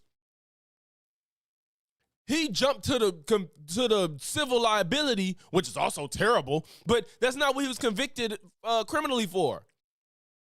Well, you're going strictly into blue cities. Why is it that most of those blue cities also happen to be occupied? The areas they're going in are heavily occupied by minorities. Why is that so? Well, black people tend to vote Democrat, and they're run by Democrats. Detroit, you can look at it. You can look at Chicago. And the blue cities are also the most prosperous cities, sir. Is that what you mean? I mean, no, that's not what I'm asking you at all. What I'm asking you is, like I said, with this all-out assault right now, just last night they were talking about something in Chicago, right? But 1 o'clock in the morning, you had people in military gear. I'm not going to lie. I think dude blind. He seemed blind. He might not be, but he seemed blind. Here, what have you, helicopters and all this kind of stuff like this here, not just knocking doors down, but dragging people out. Because it's the murder capital of the country. You just said black people are more harmed by this. We don't want to take out murderers? No. I think really what you're confusing what I'm trying to say to you. Are you talking about the National Guard in Chicago? You see, he keep trying to throw shit out there. He's not good. Oh, this is so. What I'm saying to you is this though. If we're gonna talk about the problem, let's talk about the problem in its totality. The fact about it is, I saw that Democrats and Republicans. Yeah. When you talk about white America being pissed, white America is gonna always find a reason that doesn't fit their narrative or what have you. But what white America fails to talk about, and what never ceases to amaze me, is the fact that the biggest threat is not gonna come from blacks. The biggest threat is coming from within. You look at the average person that's been committing some of the most heinous crimes over the days. It's 22 to 29-year-old white males, right? Look at how. No, it's just not true, man. Violent crime. You just said, like you said, a small percentage of the country, about 12 to 13%, 50% of the violent crime, but the murder, a 12 times likelihood. That's a skewed If you just, so you don't listen to them? No, I said that particular stat is skewed. It's not skewed. Wait, I'm sorry, I was reading. I missed what he 12 said. to 13%. No, it's just not true, man. Violent crime, you just said, like you said, a small percentage of the country, about 12 to 13%, 50% of the violent crime, but the murder, a 12 times likelihood. That's a skew. Oh, yeah, it's skewed, yeah, because he's just the 1350 bullshit and it's arrest, and then you're not acknowledging the fact that black people got 50% of the exonerations. Yeah, this is all stupid bullshit. If you just, so you don't. 80% of people killing white people are white. Yeah, and it's most killing is intraracial anyway. He keeps on the 12 times. I don't even know how true that is. I don't feel like, oh, God. Don't listen to them? No, I said that particular stat is skewed. It's not skewed. These are from the FBI, DOJ. And you know what else we look at? We look at Roland Fryer from Harvard, who conducted it, black professor, really respectable guy, honorable man, conducted a study, and he came out and he said, yeah, all of my research says that black men are 0% more likely to be shot by police officers than whites. Black people got so mad at him, he reconducted the study, a black man from Harvard, and he came to the same conclusion, and now he's not black enough. Wait, so let me see if I understand you clearly. Yeah. You're saying, according to this guy's statistics, right? All right. I it was going to bother me. Based on FBI expanded homicide data for 2018, most murders were intraracial, which we know. White victims, 80% were killed by white offenders, while 15% killed by black offenders. Black victims, 88% were killed by black offenders, while 8% were killed by white. He said 12 times. That's not the math that this is, right? But to be fair, this is 2018. But that's not 12 times, is it? if 8 versus 15, that's not 12 times. And this is just an overview. It's just an overview. This say 2023. That's 2019. It's the Bureau of Justice.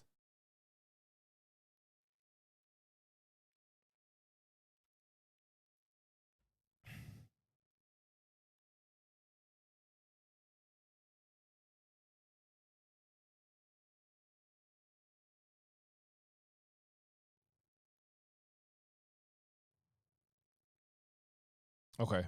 Victim demographic. Do they have they don't have the race of the perpetrator. Yeah, I know he's talking about arrest, but I want to see the whole that's why I was looking up to see the rate of black people killing white versus white killing black. And then this overview is saying 8% versus 15% by the black on white and white on black. But that wasn't showing the race of the perpetrator. This is still 2019, so I'm not gonna.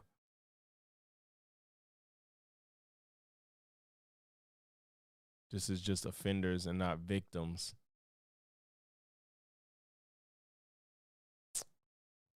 Okay. I'm not gonna. Okay. Right? That black people are 0% less likely to be shot by a white police officer. A liberal professor at Harvard, yes, and he conducted it twice. Because black people. Well, the guy just said officer. He seems like he's just talking about black on white and white on black. Said what you're saying. He goes, look, I was as surprised as you. I was trying to find how much worse it is. My data showed me it's not. He reconducted the study an entire time. Now, he did come to the conclusion that an officer is 18 times more likely to be shot. Yeah, TJ, he said he saw a black man conducted the study and said, oh, they have to believe this one because the study fits my narrative. Like, yeah. Then a black man by an officer? Like, that's what they be like, Thomas Sowell, one of the greatest economic politicians or whatever the fuck he was ever just said this is always Thomas Sowell. It's like, bro, I don't give a fuck what Thomas Sowell said just because you agree with him. Sir, this is a black liberal who studies statistics. At what point do you listen to him? And I don't believe him. That's Stevie too. Institution. And if he comes out and says something of the sort, there's no telling the backlash that he may not get. Listen, there are token blacks in every society. I mean, all you have to do is look back throughout. And there we go. Right? Uncle Tom, this guy, come on. No, but here's my thing, Steve. Right? I'm not alleging that the guy wasn't Uncle Tom, but let's be frankly honest. How many shootings have happened in most recent history that have involved black men that have been unarmed? And you sit here and use that analogy that black men are analogy. Listen, he's definitely as a totally blind individual. Listen, I'm even apprehensive. That was an incident where the police stopped us, and it was my cousin and I. My cousin is a retired military vet, what have you, right? And immediately when we got out of the car, out of fear of possibly being shot, the first thing I did was raise my cane and say, "Officer," I said, "Listen, I am totally blind." I knew it. I was like, I hope I'm like, he has to be blind. I see the way his body language. Before we get out of hand with this, right? Now, I shouldn't have to react like that. But when you start looking at what's really happening in this country, many times because here's the deal. I don't care if you put on a uniform. You can't legislate the heart of a man and his intent, all right? And many times these officers do allow that badge to give them impunity to operate and exercise their racism. Let's be honest here, Steve. Some of them do. By the way, I just find it funny that when I came up and shook your hand, you didn't tell me you were blind this whole time. I was like, I must have woke you up. You could have said, dude, I'm blind. I'm like, oh, my bad. I'm sorry. This whole thing. You just throw that out there like a... Well, he's not going to assume. He's the one that's been blind. He's not going to assume that everybody else thinks he's blind. And he can't. For y'all to think that first of all, that was stupid. I don't know if he thought that was a good joke. Blind people know that people aren't going to assume that they're blind. So why would he pretend like you're supposed to know? Especially if he ain't got no stick. I don't see his cane around, so his stick ain't near him. Why would he be like, hey, I'm blind. Why I can't see you? Why you putting your hand out? The man, I don't know if he probably been blind for a nice amount of time at this point. He's not going to expect you to just know that he's blind. It's stupid. Good afternoon, I'm blind. Exactly, like that's what are we talking? That was you. Have you ever? These people don't know how much they expose, how out of touch they are with the real world. Because even if you wanted to make a joke, that just don't. They're laughing, but it's like, you didn't tell me that you were blind. What the? Why would he tell you he's blind when you try to shake his hand? He's probably fucking daredevil at this point, and he knows how to interact with people. Cluster bomb. I'm like, so you should have waved his cane when you came in. I feel like an asshole in the middle of the room. That's what I told you. You should feel like an asshole now because you made the joke. Does he sleep behind the glasses? I was like, no, he just can't see you. Hey, look, I thought you was making a joke. I said, oh my God, here's this condescending asshole here. It's okay. He forget he's blind sometimes. I had no idea. No, man, but you know, I agree. You can't legislate what's in a man's heart. Yeah. But you can't throw out everything. You can't go, that scat skewed. That black guy from Harvard who was always a liberal who did it twice, it's skewed. You can't throw it out. How often do you see black police killing unarmed white people? Actually, how often do you see that? Well, I tell you, actually, the stats show that when you're dealing with armed white people versus black armed people, white armed people are more likely to be shot by the cops than black. White. Because there's more white people. People are more likely to kill police officers. Look what happened in Kansas where those 5 police Let's call the stats a wash on that. Here's what I do know. Everyone wanted the body cam footage, and I agree. I was like, we should have body cam footage. We should have accountability for police officers, right? And we were to believe after the era of, remember, we went through Trayvon Martin, Tamir Rice, Mike Brown, obviously George Floyd. There were so many that you could use as examples. We thought that we'd have a rash of body cam footage showing us the police brutality.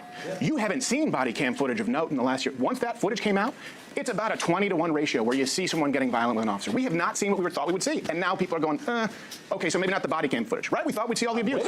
Wait, what? What? Wait, does he think, first of all, do you think that 100% of officers have body cams? Does he think that?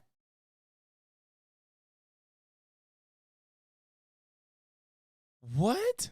Well, before you jump off of that point, what about the body cam footage where we see white people and white police and the white citizen is being belligerent with the police, but the police showing extreme restraint in dealing with that person. Whereas black people, we reach for your wallet, bow, you get shot. I got a phone in my hand, bow, you get shot. And I'm not doing anything, bow, you get shot. The stats don't reflect it. But white people are being killed in record numbers right now, and they're pissed. And if you keep just record number, what are you talking about?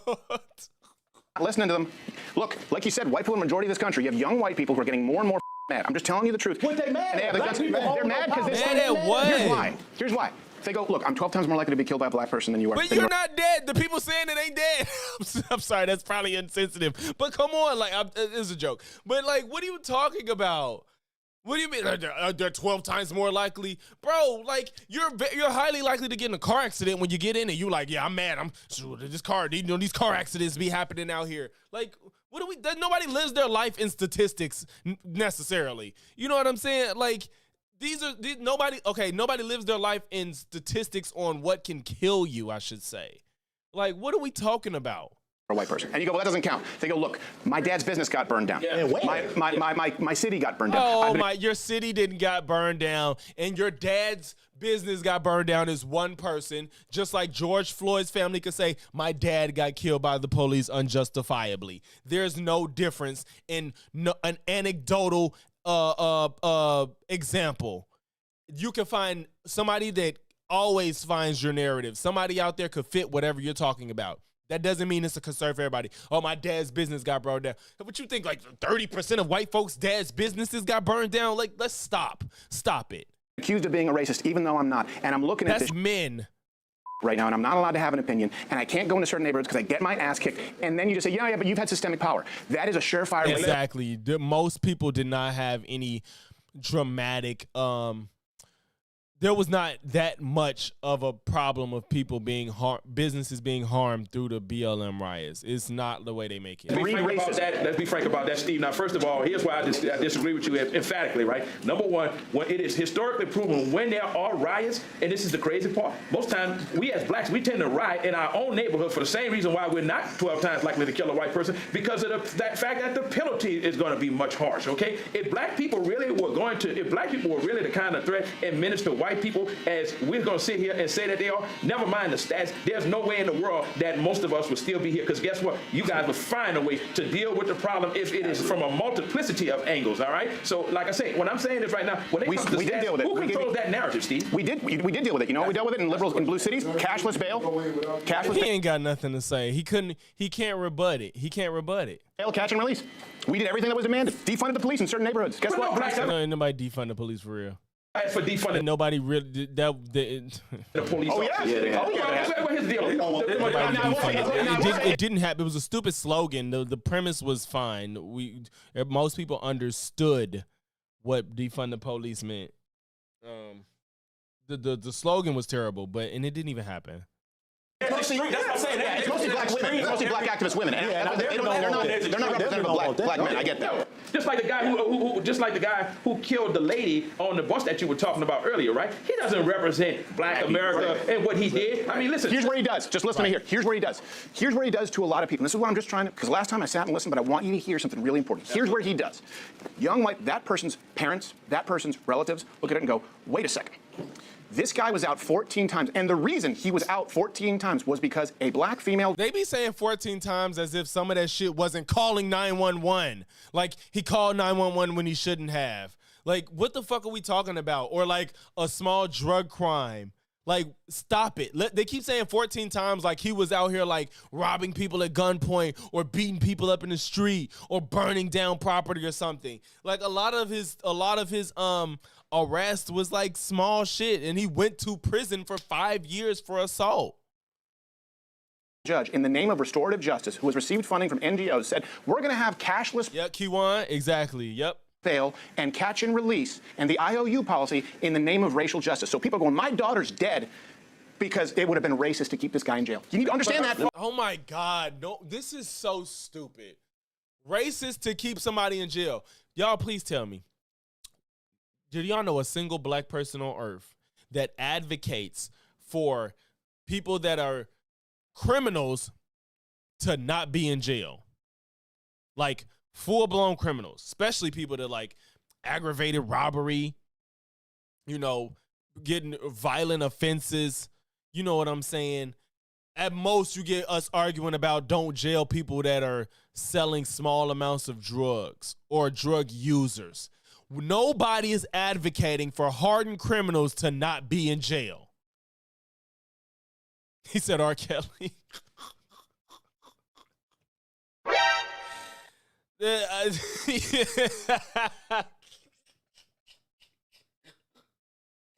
I ain't gonna lie, PTJ. I guess that's the one. That is the one criminal people say shouldn't be in jail. But not everybody, not most of us. I think the community's split on R. Kelly. Right? But you understand? I mean, Diddy is finna be in jail, but more people are mad about what he can't be convicted for, indicted for. More people are mad about the Cassie thing. Shit, more people mad about Cassie than the fucking prostitution shit. Though, right? Because you just made those same judgments about people who existed 150 years ago. Yeah, that part too, Frost. It's like you're pretending like these people aren't actually going to jail. Like, they're going to jail. Y'all just acting like people should go to jail forever for crimes. And it's like, no, how about if you really, we could try to do the mental health thing. We could take that a little bit more serious so people aren't reoffended. This is someone's sister. Her flawed judgment does not represent the opinion of black people, number one. It represents a systemic correction. Well, let's talk about systemic correction. And you know what the problem really is? When you defund opportunities to provide adequate psychiatric institutionalization for those kind of people, that wouldn't have happened. Because let me tell you something, even as a black person, as a judge, if you come before me 11 times with all of the information that you provided me with, you know what, before I release you, you know what, I'm going to have you committed to an institution. Because number one, the greater good is for me to preserve public integrity, and that's on both sides of the spectrum. I don't give a damn if he's black or white. Why do you think they're not committing him to an institution? Because you forgot about Reagan, sir? Like, they defunded psychiatric institutions. They're not as accessible as they used to be, sir. What are you just telling on yourself that you don't know this history? Matter of fact, I think, did he say it or somebody else say it? His sister tried to get him into an institution and he couldn't get in. They said he could not get in. He wasn't, I'm not going to say he wasn't qualified. I forgot the exact situation. His sister tried to get him into a mental institution and he couldn't get in. That's a problem. He is a diagnosed schizophrenic and apparently a violent one, and he couldn't get into a mental institution. What does that tell you? If the absolute, I would think most people think of the craziest people as being schizophrenic. And he's not just one that says it. He is diagnosed as schizophrenic and could not get in a mental institution. That should tell you a lot, that when you are something less than a schizophrenic, you probably have even more trouble getting institutionalized, and you may need it. Because there's other psychological illnesses people have that could be violent, could be problematic, could interfere with your day-to-day life. That's not schizophrenic. And if a diagnosed schizophrenic couldn't get in one, what does that tell you about people that aren't schizophrenic? They're even less likely to get in.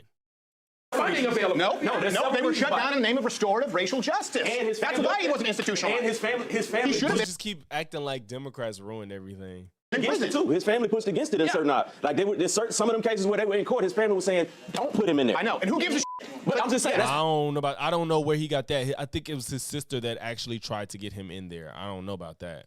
No. That's part of it, but when you only include the part that says the judge, you're not giving the whole story, and that's what media ends up doing. Appreciate you, C-Jack. Thank you.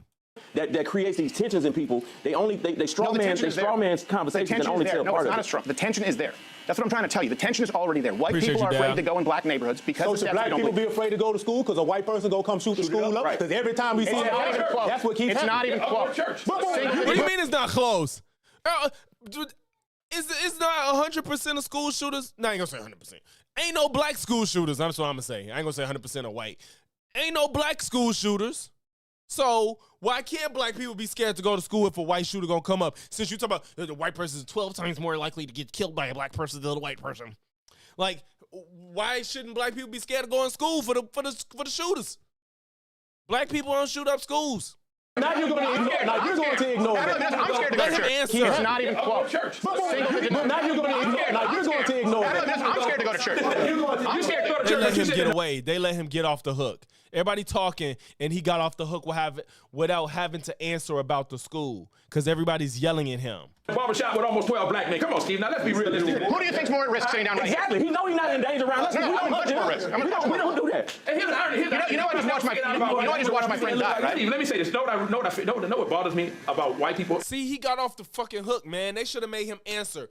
Because he started talking about it's not even close.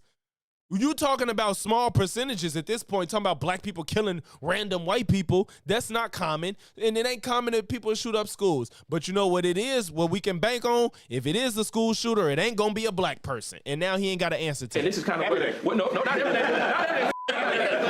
We smell like wet dog or something. I've heard all this stuff. Let me tell you what bothers me about white people. Let's be honest here, because I work with a lot of white people, so I have nothing against them at all. Let me be honest with you. But the problem the biggest problem that I have is that you constantly get bombarded with the excuses, all right? When you really come down to it, let's be honest, man, and let's be really truthful with one another. Ask yourself. Oh, shit.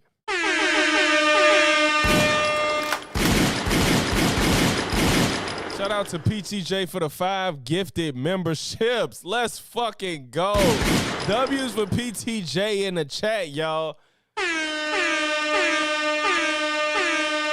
Y'all, W's for PTJ in the chat, man. W's for PTJ for the 5 gifted subs, man. I mean, gifted memberships. I'm sorry. What do you expect when you look at architectural oppression, economic depravity, and social disparity? What would you call it? Bad decisions. Huh? Bad decisions. Bad decisions. Yeah, I think right now in 2025, it's bad decisions. I think everyone can make bad decisions. And you know what? I'll even go here with you. In all fairness, I think that's absolutely true. So my question for you is, how do we move past this? Yeah. Okay. How do we move past this? I agree with you. I agree. And I think maybe we'll find some common ground here. If we agree there is personal accountability and bad decisions, and I think we also all agree that feminist white are the worst demographic in the country, along with lesbians. There's a great book that says that they were her product. See, that's what I'm saying. Like, I'm telling you, like, believe me, I don't have hold on, let me just clarify, and I mean that. Angry white feminist and lesbians, because if they didn't vote, we wouldn't have half of the shit. But, and this is one thing I appreciate about black men, that white men are black men can talk about these things, and black men are okay being masculine. White men are told it's sexist. There's a lot there. Personal accountability decisions. Now, that was like an underhanded compliment. Take that and apply it.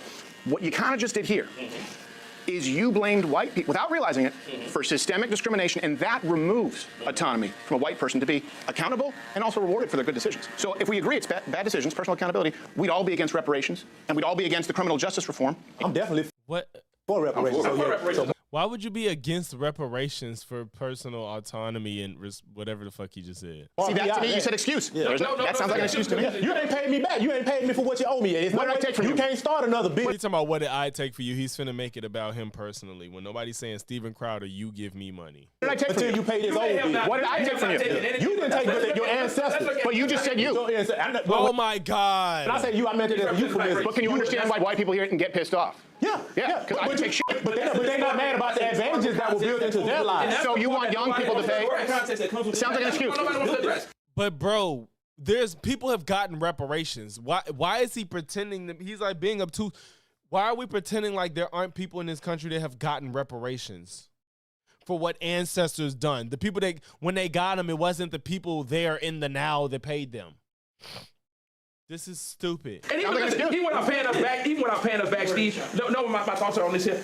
Give us an opportunity to exercise our ability and our autonomy. Let me give you a perfect example. There's a gal right now. Her name is Joy Reid. Look up her. I know Joy Reid. Look up her educational background. You don't think Harvard gave her a degree just because she was a black person of DEI, do you?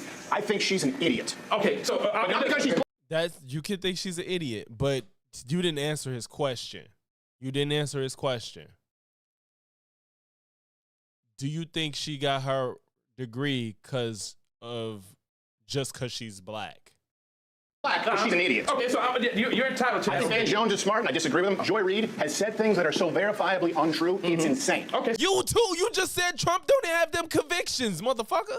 So but you know, as a man, I'm gonna indulge you and say, hey, you know what? I'm not gonna indulge you. I'm gonna respect your opinion, your frame of thought on that, right? I beg to differ tremendously, but nevertheless, though, that's why we're having this open discussion. But let's really talk about where we need to go from here on, and that is the fact that black people have every sense of entitlement as it relates to having reparations. And I'm gonna tell you why, right? Because nobody has ever been as more loyal to white people, despite the treatment that black people have, right? Nobody. You show me one race. You know what? They make options and opportunities available when other ethnicities come here or what have you that we will never get a chance to have, right? And then they turn around and tell us, stop asking about reparations. Whenever we want to ask for equality and fairness, it's a problem. So white America. So it spends several $1 trillion. When is it enough? Wait, spend $7 trillion on what? What did they spend it on? Let's go back to Lyndon Johnson. Lyndon Johnson, you're talking about the war on poverty? Is that what we're talking about? Yeah. 1965? Why was that done? All right, but here's the deal. What about the Department of Education? Here's the deal. So now you're saying the Department of Education. Let's go back to the Department of Education. Department of Education? What the fuck? So my point is, hold on. No, I didn't answer your question. All right. The reason that this was given, right, when you're talking about the Great Society program, the reason when you look at the Model Cities program, urban planning, $8 billion in Detroit, adjusted for inflation, the reason that... I'm not going to finish this probably, but the next video going to be lighter. I'm not going to keep hitting us with some heavy emotional shit. We gonna laugh in the next video. I don't know if you know this. Black students in this country get more spending per pupil than white students. I don't know if you know that. That's an actual fact. Even in impoverished neighborhoods through public... You know this. Black students in this country get more spending per pupil than white students. I don't know if you know that. That's an actual fact. Even in impoverished neighborhoods through public funding. These were the reparations that were asked of white people throughout each decade given, and then we're told, no, that's not the real one. They were given, whether you like them or not, whether you think they work or not. And by the way, I think they're dog shit. I think we should completely suspend the Federal Department of Education. I think Texas State could do a much... better job.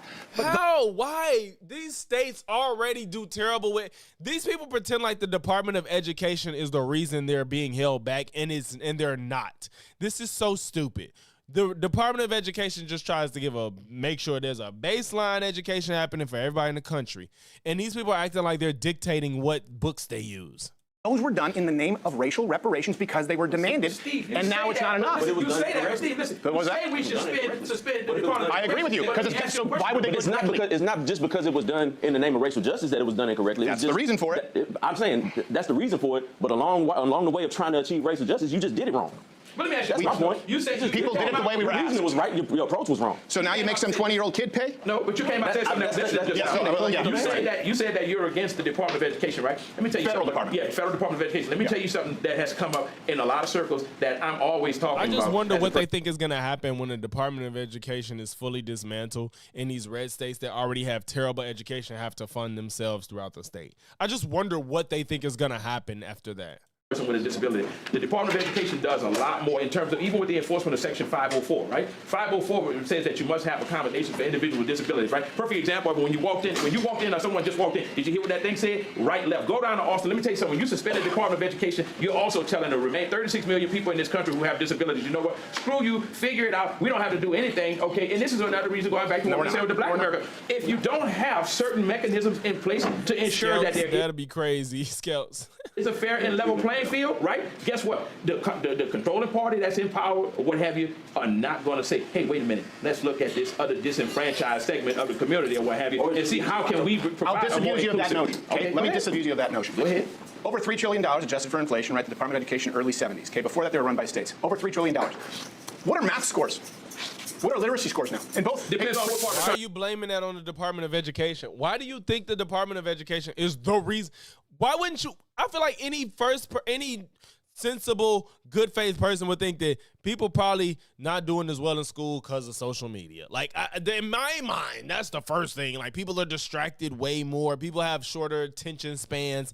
That would be my first thought. Not the Department of Education is the reason that that shit is getting worse. You realize that as you feel as the reading competency has gone down, social media consumption has gone up, or internet usage itself gone up. Now, again, correlation does not mean causation, but why are you just blaming the Department of Education? Is it because Trump told you that? Like, this is ridiculous.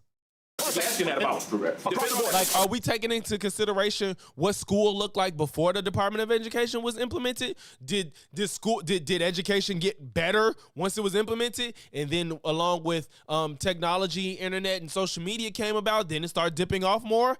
I'm sure. Now, I'm not saying I've looked into these numbers because I have not, but I bet you they haven't either.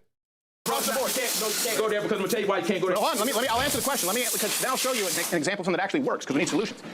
They're across the board down. In other words, $3 trillion, test scores are worse. And they're even worse in poor areas where there's more spending. Do you know where black students in New York City actually do really well?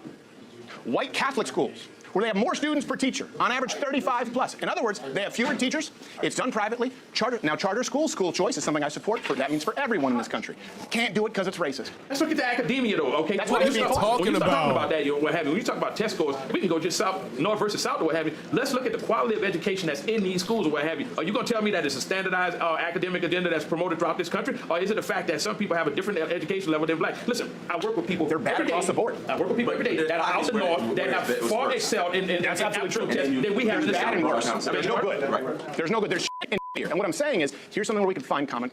I've proposed this, many people have. We go, look, instead of giving money to a school, like you say, some of these schools suck, right? Instead of just putting, let's say the average spending is $15,000 per student. That's a rounded number. It's anywhere from 13 to 50, okay? If instead of putting that money in the administrative costs at a school, what you do is you say, okay, that's a grant, that's a voucher that attaches to the student, and they can take it to any school they want, so they have to compete. So that kid can now choose where they go to school. Can't do it because it's racist. That's why it's been fought. Oh my God, people say black kids would still be stuck in shit schools than white kids. Why? Well, see, that comes because they wouldn't be able to transport themselves out of a bad neighborhood. Okay, but right now they're stuck with one school. So when you start asking those whys and go down the rabbit hole of why and start asking, okay, well, why would somebody say that? Well, this is why. Well, I'll tell you why they really say it. Because of teachers unions. Because of teachers unions? Yeah. It doesn't make. In other words, if a black kid right now has to go to because in certain communities where they don't have certain resources, it's a lot of kids. Once again, I've raised my kids, graduated 3 kids from. I've been afforded some things in this community that some people down south don't have. Yeah, right. That's a fact. And some of these school events, I'm questioning them. Like, how the hell y'all expect us to have jobs and still transport these kids to and from these events all throughout the day? But if them people down there had to do it, so you think what we're doing now is better? Because they ain't got transportation. Half of them ain't got transportation. I think we need to go back to the real truth and the real truth. Because that's what I'm saying. Because they're in impoverished areas, and we already know based on how we see. So then how do we fix it? We have to pay for a don't car, even have a house? grocery stores. No, those same areas that's don't. horseshit. There's food I see deserts. everyone here has a smartphone. You can literally order any food that's ever existed on Earth to any municipality cheaper than ever. If you're in an area that already has a lack of resources and you're already low income, how you gonna order something? Amazon, one click. But see, it costs money. You need, if you don't, this is stupid. Just because you have a smartphone, that don't mean you can afford everything. This is stupid. He's being disingenuous. We're talking about food deserts in 2025. Come on. All this shit is relative, bro. Like, you don't know what it's like to have a phone but not be able to afford fucking ordering food to your house. That is a privilege to be able to DoorDash. Amazon is a privilege because you fucking Prime is where you get the most out of it. And then if you're not, you still got to be able to afford and wait for whatever the fuck you ordering. Because chances are, if you ordering something on Amazon, it ain't a luxury if you're not well off financially. You're not ordering some shit that you want. You're ordering some shit that you need. So come on, bro. And paying that monthly subscription ain't something everybody could do. I think there's a broader problem that people are not discussing. You know what that is? You got to go all the way back. This has been an insidious process that's been at work. And the bad part about it is, as long as we as white and black America keep fighting among each other, we'll never see the big picture. You go back to 1982 under Charlotte T. Eisenberg, who was the Department of Secretary under Ronald Reagan, Department of Education. She wrote a good expose many, many years later called The Deliberate Dumbing Down of America. She kind of patterned that after that B.F. Skinnerian behavioral modification. And it ties all into the founder before the Department of Education, which was General Education Board, where they say, you know what? We don't need more painter. We don't need more artists. Or we don't need more poets. We just want good cogs in a wheel that are easily taught that we can mold under our own hand. That mantra still holds true today. So you got to look at that. You got to look at where we come from. We come from a nation that was industrious and coupled with innovation. To now, everybody tends to do things like you say with your smartphone. You know why? Because pictures keep you from looking at things contextually. All right. So when you think about this educational system, you got to go back to what changed in this educational system and why we're where we are. Because you can't just say, but you can't just say that everybody wants to be dumb or everybody in the South. Wait. I got 100 on my dash, Wait, got 200 what's in happening? my trunk. Name in the grab bags, put my Bible in the Hold trunk. on. Like a vodka on the top of my binocular, I'm drunk. How can I make I don't know where this music is coming from. This music just started playing on my shit. I don't even know where that's. What just happened? Y'all, literally, I don't know where that music just started playing from. I don't know what just happened. Okay. I just refreshed my tabs. God damn, that just tweaked me out, bro. Like, I don't know what just happened. Fuck. Jesus. I know it's Halloween, but damn. Halloween month. Yeah, I do. Blue Eagle, that you're right. I want to look at the comments. I do. Everybody wants to be dumb. Okay, well, tell you this too. Here's another problem why scores are so much lower in this country, especially when you talk about black. Because money doesn't fix the problem. It's that simple. We throw money at the problem, and it doesn't do shit. Solve the problem at the core root of it and start reforming the real academia, all right? That's where you start. So you know what you tell people? We're going to operate in a system of meritocracy. God damn it, you will eat what you kill. If you're giving you $50,000 to go to school and you decide that you don't want to, or you fail to adhere to what's being... it looked like a short started playing or something because I'm trying to queue up the next video. But when I exit out of it, it kept playing. I exit out of what the little thing I saw playing, and it was still playing the music. So I was like, what the fuck? Presented before you, then shame on you. I agree. You do away with DEI, you do away with the sex affirmative action, you do away with all of it. Eat what you kill. Do away with DEI, but make it fair across the board. But that's what I'm saying. I agree. If you're going to do away with DEI, you got to make sure that the merits are properly being counted. Because the reason why DEI was invented, reason why affirmative action was invented, is because you'd have two qualified candidates, same qualifications, but one would get in strictly because his name was Johnny and the other one's name was Jamal. Well, we're going to take Thank you. Johnny.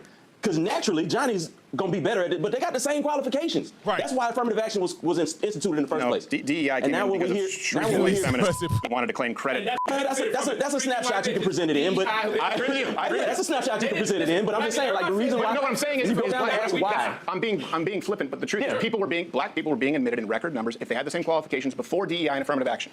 White shrieking feminists wanted to take credit for something that was already happening because people had become less racist, so they can say, tag my white name on there, DEI. See what I did for black people? We almost done now. We might as well finish it, y'all. Guilt. And what I'm trying to tell you is, young people who have nothing to do with any of this, their guilt is running out, and you can't escape the violent murder rate. You can't escape them losing opportunities and being blamed for being racist when they're not.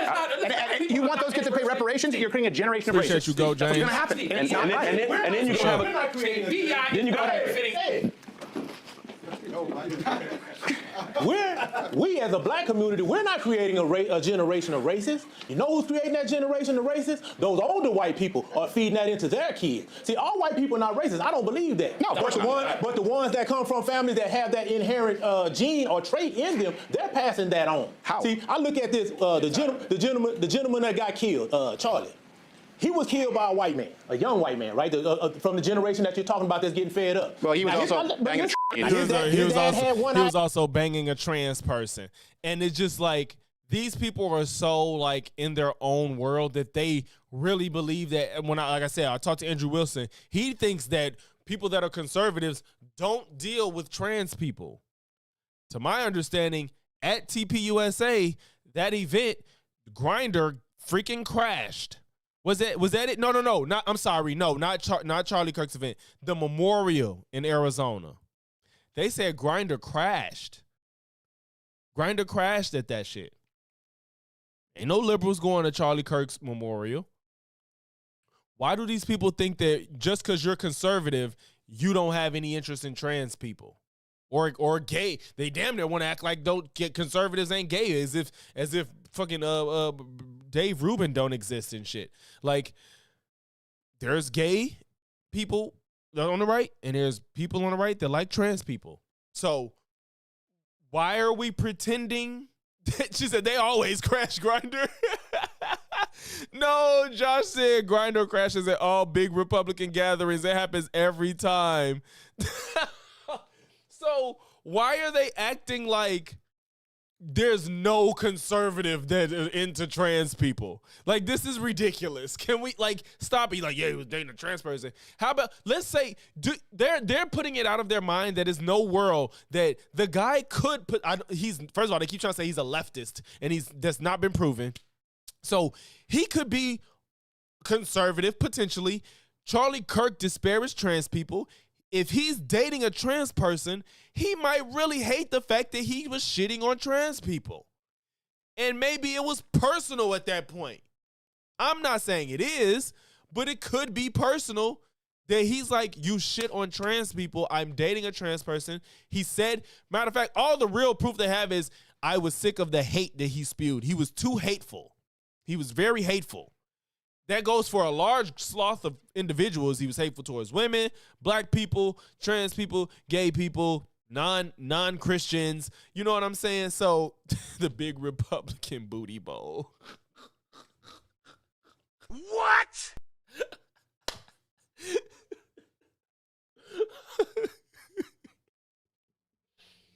I'm fucking dead. So, you know what I'm saying? Like, so there's stop pretending as if conservatives can't be into trans people. Like, let's stop. Just stop. Ideology. He followed another ideology. That's out the same household. He didn't come from nowhere black.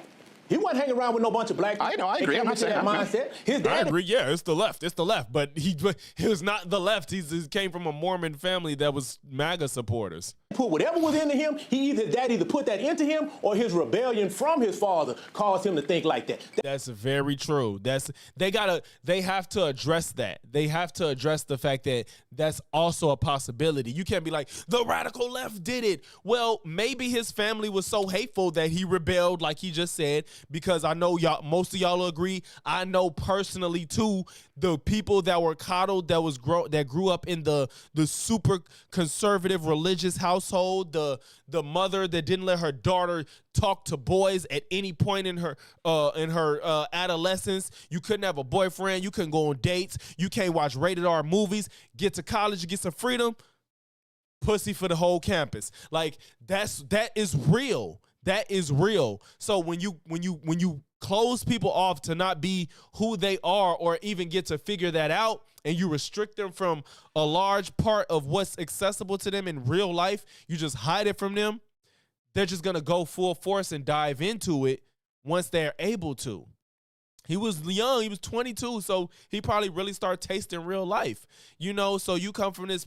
I don't know what his upbringing was, but if they Mormon and MAGA supporters, they might have been going hard on that shit, and he probably wasn't who he was.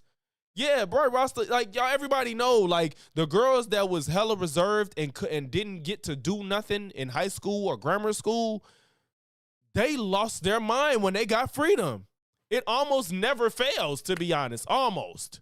You know, of course, it's not 100%, but, you know.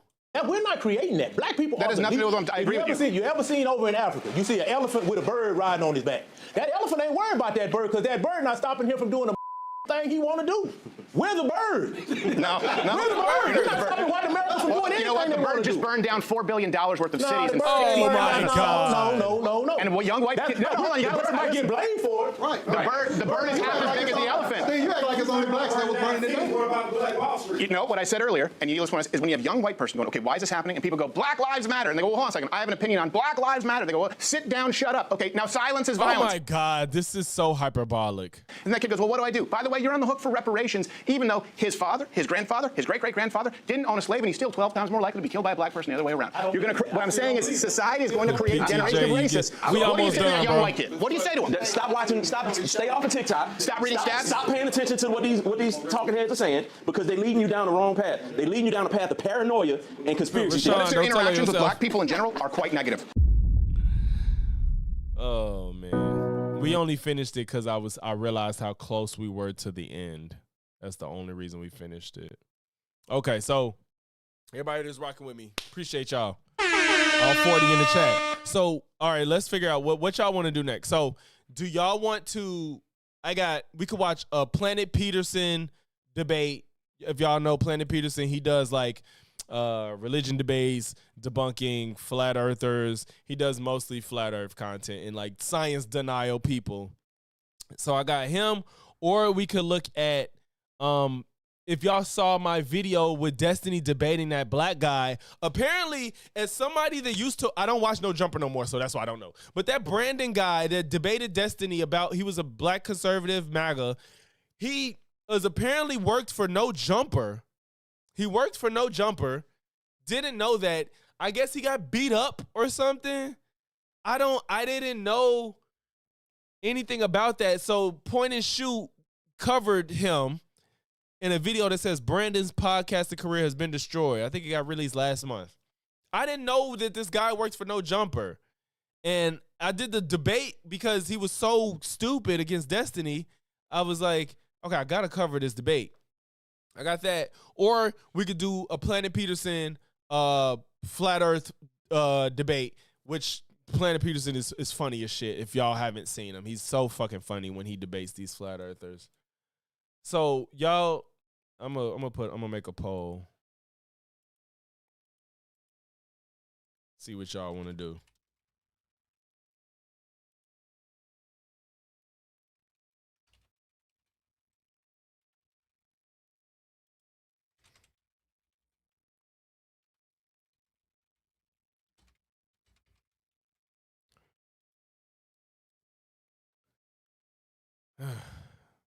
Both of these are more light, I'm sure.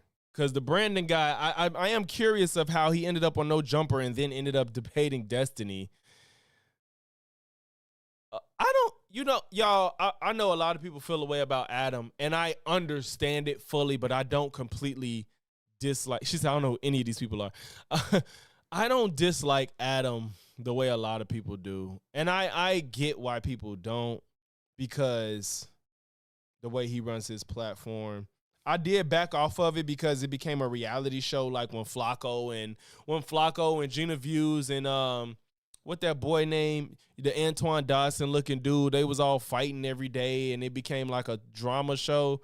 And my boy quit and ran his own thing with the community. I forgot these names. It's been like two years since I really indulged in No Jumper. So, I'm not that in tune. That's why I didn't know about this Brandon guy. But it seemed a little interesting. You don't dislike him personally, but I'm pretty sure it's just farming the worst. Yeah, that's fair. Adam definitely prioritizes the bag before any type of, integrity or respect. That's true. Like, it's all about the bag. It's all about the bag for Adam. That's a fact. Excuse me. It's no couth. Oh, shit. Shout out to Jew Almighty. Congrats on the 5K. Damn. Okay, there you go.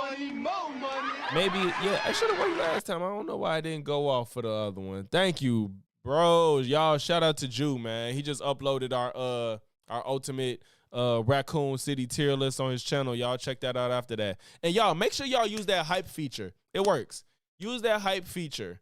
When you want a small creator, I think it's anybody that's below 300K, you can hype their videos as a small creator, and it pushes it in the algorithm in a different way. So when y'all really see a small creator, the smaller they are, the more points you can hype to them. And you hype their video, you push them in the algorithm. Shout out to Jew.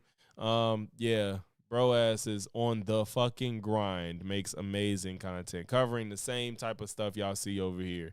What the poll doing? Y'all said Planet Peterson. Y'all sick of these maggots, huh?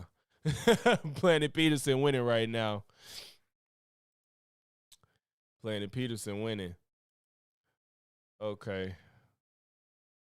Where's the hype? Oh, Josh, it's not YouTube is so like not user friendly with these new features. The collaboration shit is not user friendly and the hype isn't. So when you're in the comment, when you're looking at the video and there's a small creator, like I said, I think it's under 300,000. Maybe under 500,000 you could do it. When you're in the comments, you swipe left and then it says hype.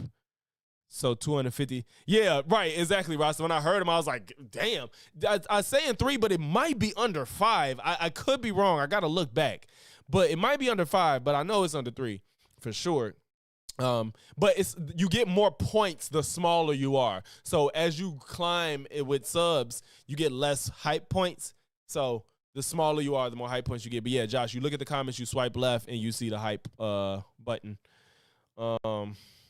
All right, so Planet P. Shit, we almost at 50. Oh, okay, so he's still winning. We almost at 50-50. Okay. But I see what's happening.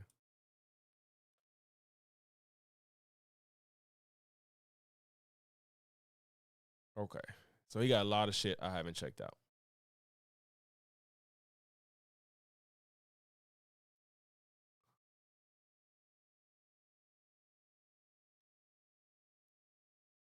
He talked to a numerologist. Oh, shit. This probably gonna be funny. He talked to a numerologist. This probably funny. Y'all, I be over these people, the numerologist people. I've been trying out some new things. One is, you can see that thing behind me. You probably noticed I've been making my own clothing. I made this Charles Darwin shirt, like literally right before I started this stream. I think it's kind of cool. Maybe in the future. 10 to 100 is such a big difference. 10K and 100K is like not in the same playing field. Damn. I can, make these things and ship them out from my store.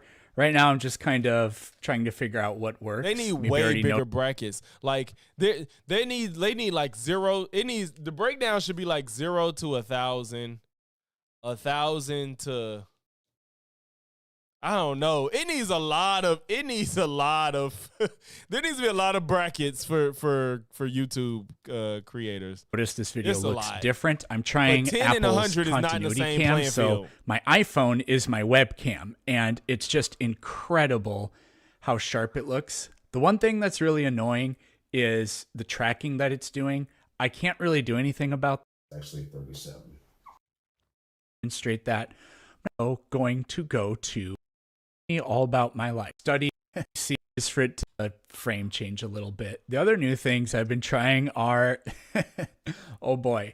I had a numerologist study the numbers of my birthday to sort of tell me all about my life. The other day, I went to my local psychic and I had my palm read. That will be in an upcoming video. I'm also going to go to church. These are just content creation ideas. I'm not switching sides. I just thought that this stuff would be interesting. And so far, oh boy, has it been. So if you don't know what a numerologist is, neither do I. And what I'm going to do is let you listen to this guy for a little bit. And I think this is going to demonstrate that. I'm not really sure if he knows what a numerologist is either, even though he is one. This was a few days ago. I don't remember what he's even doing right now. And then 40, and then actually it's actually 37. Now you can say the child's sleeping heart light of the one dual Leo God creation vibrates creation of the Laban. The big thing that he does is you tell him your birthday. So that's why 7779 is written up there. And then he tells you what the numbers mean. Now, why does he have January 27th, February 40, or January? No, it's not January 27th. January equals 27. Why is that on there? I'm not really sure. I don't remember, but we'll keep going here for a few more minutes. So there's the translation of the month is, this is what they're telling you is that it's a child's sleeping heart. Child sleeping heart, child sleeping heart. And this is the repeat. Child sleeping heart, child sleeping heart. And that creates that's a fucking heartbeat. The numbers, Mason. What do they mean? I don't know if y'all ever like listen. He on TikTok. I don't know if and he getting shit too. I don't know if y'all ever heard these numerologists like for real. They be sounding so fucking crazy. It makes no sense whatsoever. Like it's absolutely insane. Watts so fucking irritated. Shout out to Watts for the $5 tip because he said, "Congrats, you whore." He can't super chat for some reason. You already know, nigga. You a content creator. You know the Cash App shit is better than the super chat. For those that don't know. We appreciate any and all support in every way, shape, or form. Whether you just watch, like, share, super chat, tip, whatever.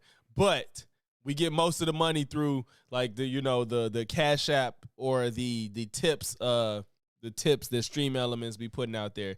We do get a larger percent, 100% if it's Cash App. I think with Stream Elements you get like 90% or something like that. You know what I'm saying? So, yeah, shout out to Watts for that, man.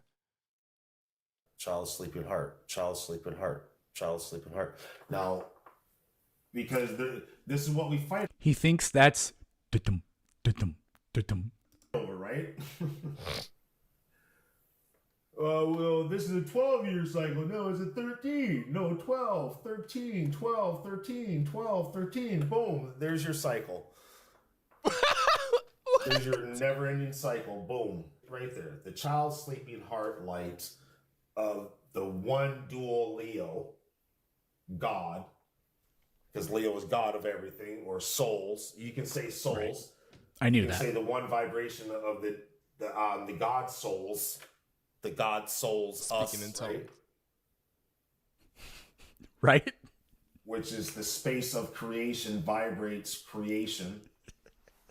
Or you can say God vibrates the dual creation of the living or spirit. I've been saying that actually. When you add the vibration of the living, it equals a 70. I'm sorry, like, yo, this is, yeah, it be like, and you see he on TikTok and people sending him money. It's like people are like bought in. Like they're like, yeah, like this is a thing. Like, yeah, this all makes sense, bro. If I just tell you some shit, I could assign something to every number that is possible. And it's like, yeah, I can just make up like child breathing baby, whatever the hell he just said. And it's like, I can tell you it means something. Like, it's just so, yeah. It's just so odd that people will believe this stuff.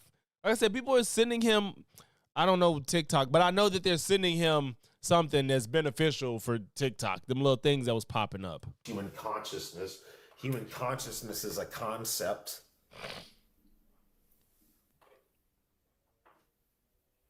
I can prove that too. That this is contract 0.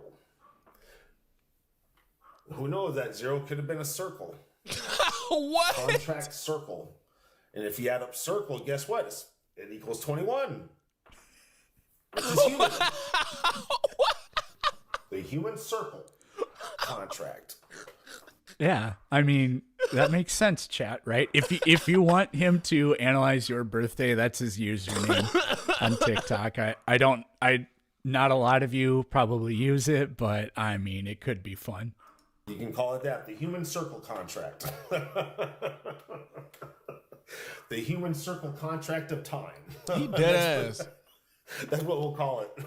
That's, you know what is that? He is dead ass. Circle is 21. Naturally. Yeah, I'll figure it out later. There's 12. These people are serious. They're never joking, Goat. They're never joking. That's the weirder part of it. They're never joking. This is actually, could spell the word of too. And time is 20, so there's 6, 7. 6, 7. Oh my God. I can't wait for my wife to see that part. Yo, dude, what is this 6, 7 stuff? Like, my kids do it and I don't get it. What is somebody please fill me in. Do we got any Gen Z in here? Any Gen A? Well, Gen A shouldn't be in here. Like, what is this 6, 7 stuff? He even knows about it. Like, my kids are into this 6, 7 thing and then they do, like, what the hell is this? What is the 6, 7 stuff? Do you know what that is? What is the 6, 7 thing? It's just in a song. It literally has no meaning. What? What song is it, bro? Because my kids, like, whenever they hear 67 or 6, 7, they lose it. And he just was like 6, 7. That just pissed me off. He said, I'm lost as hell. It's a thing, bro. It's a thing. And the younger kids know it. Literally just a bar in a song. I'll just add an S on circles, on contracts. I'll just make it more than one contract. But Right, it but literally- you know, we know that we get the 69 joke. We know why that is a thing. We can articulate what that means. Well, 100. He laughing at his damn self. He might actually be bullshitting. He laughing. He actually might be bullshitting. Oh my God, no, it's so fucking way. Yeah, no fucking way these people believe this shit.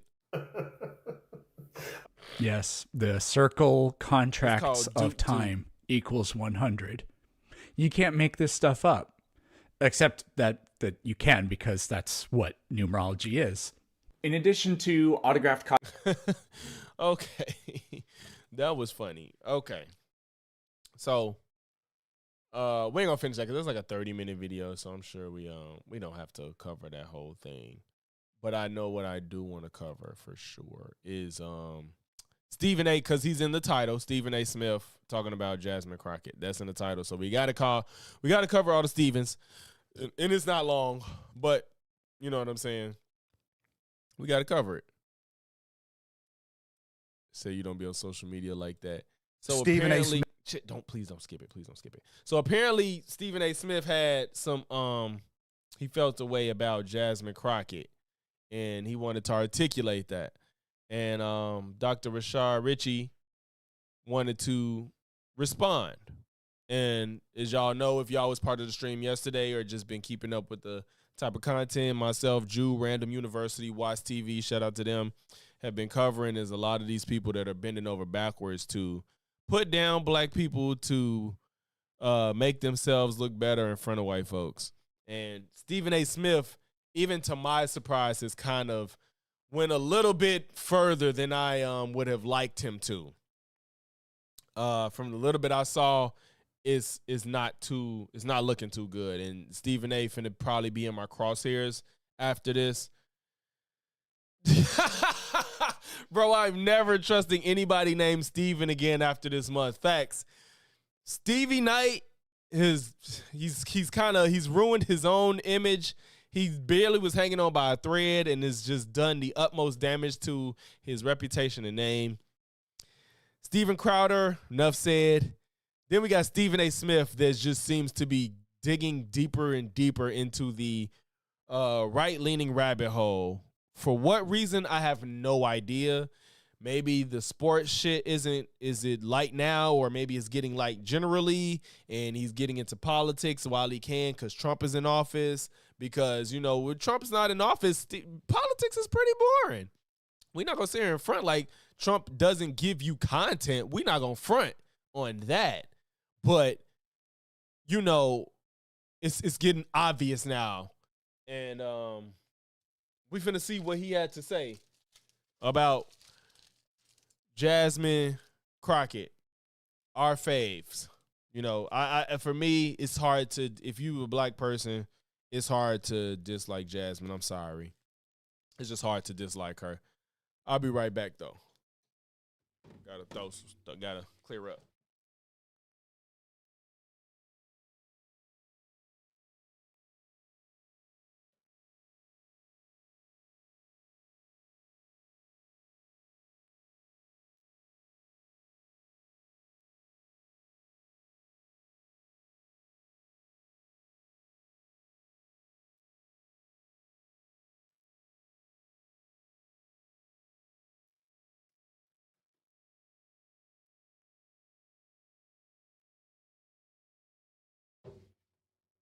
But yeah, I feel like any black person that's proud to be black should really fuck with.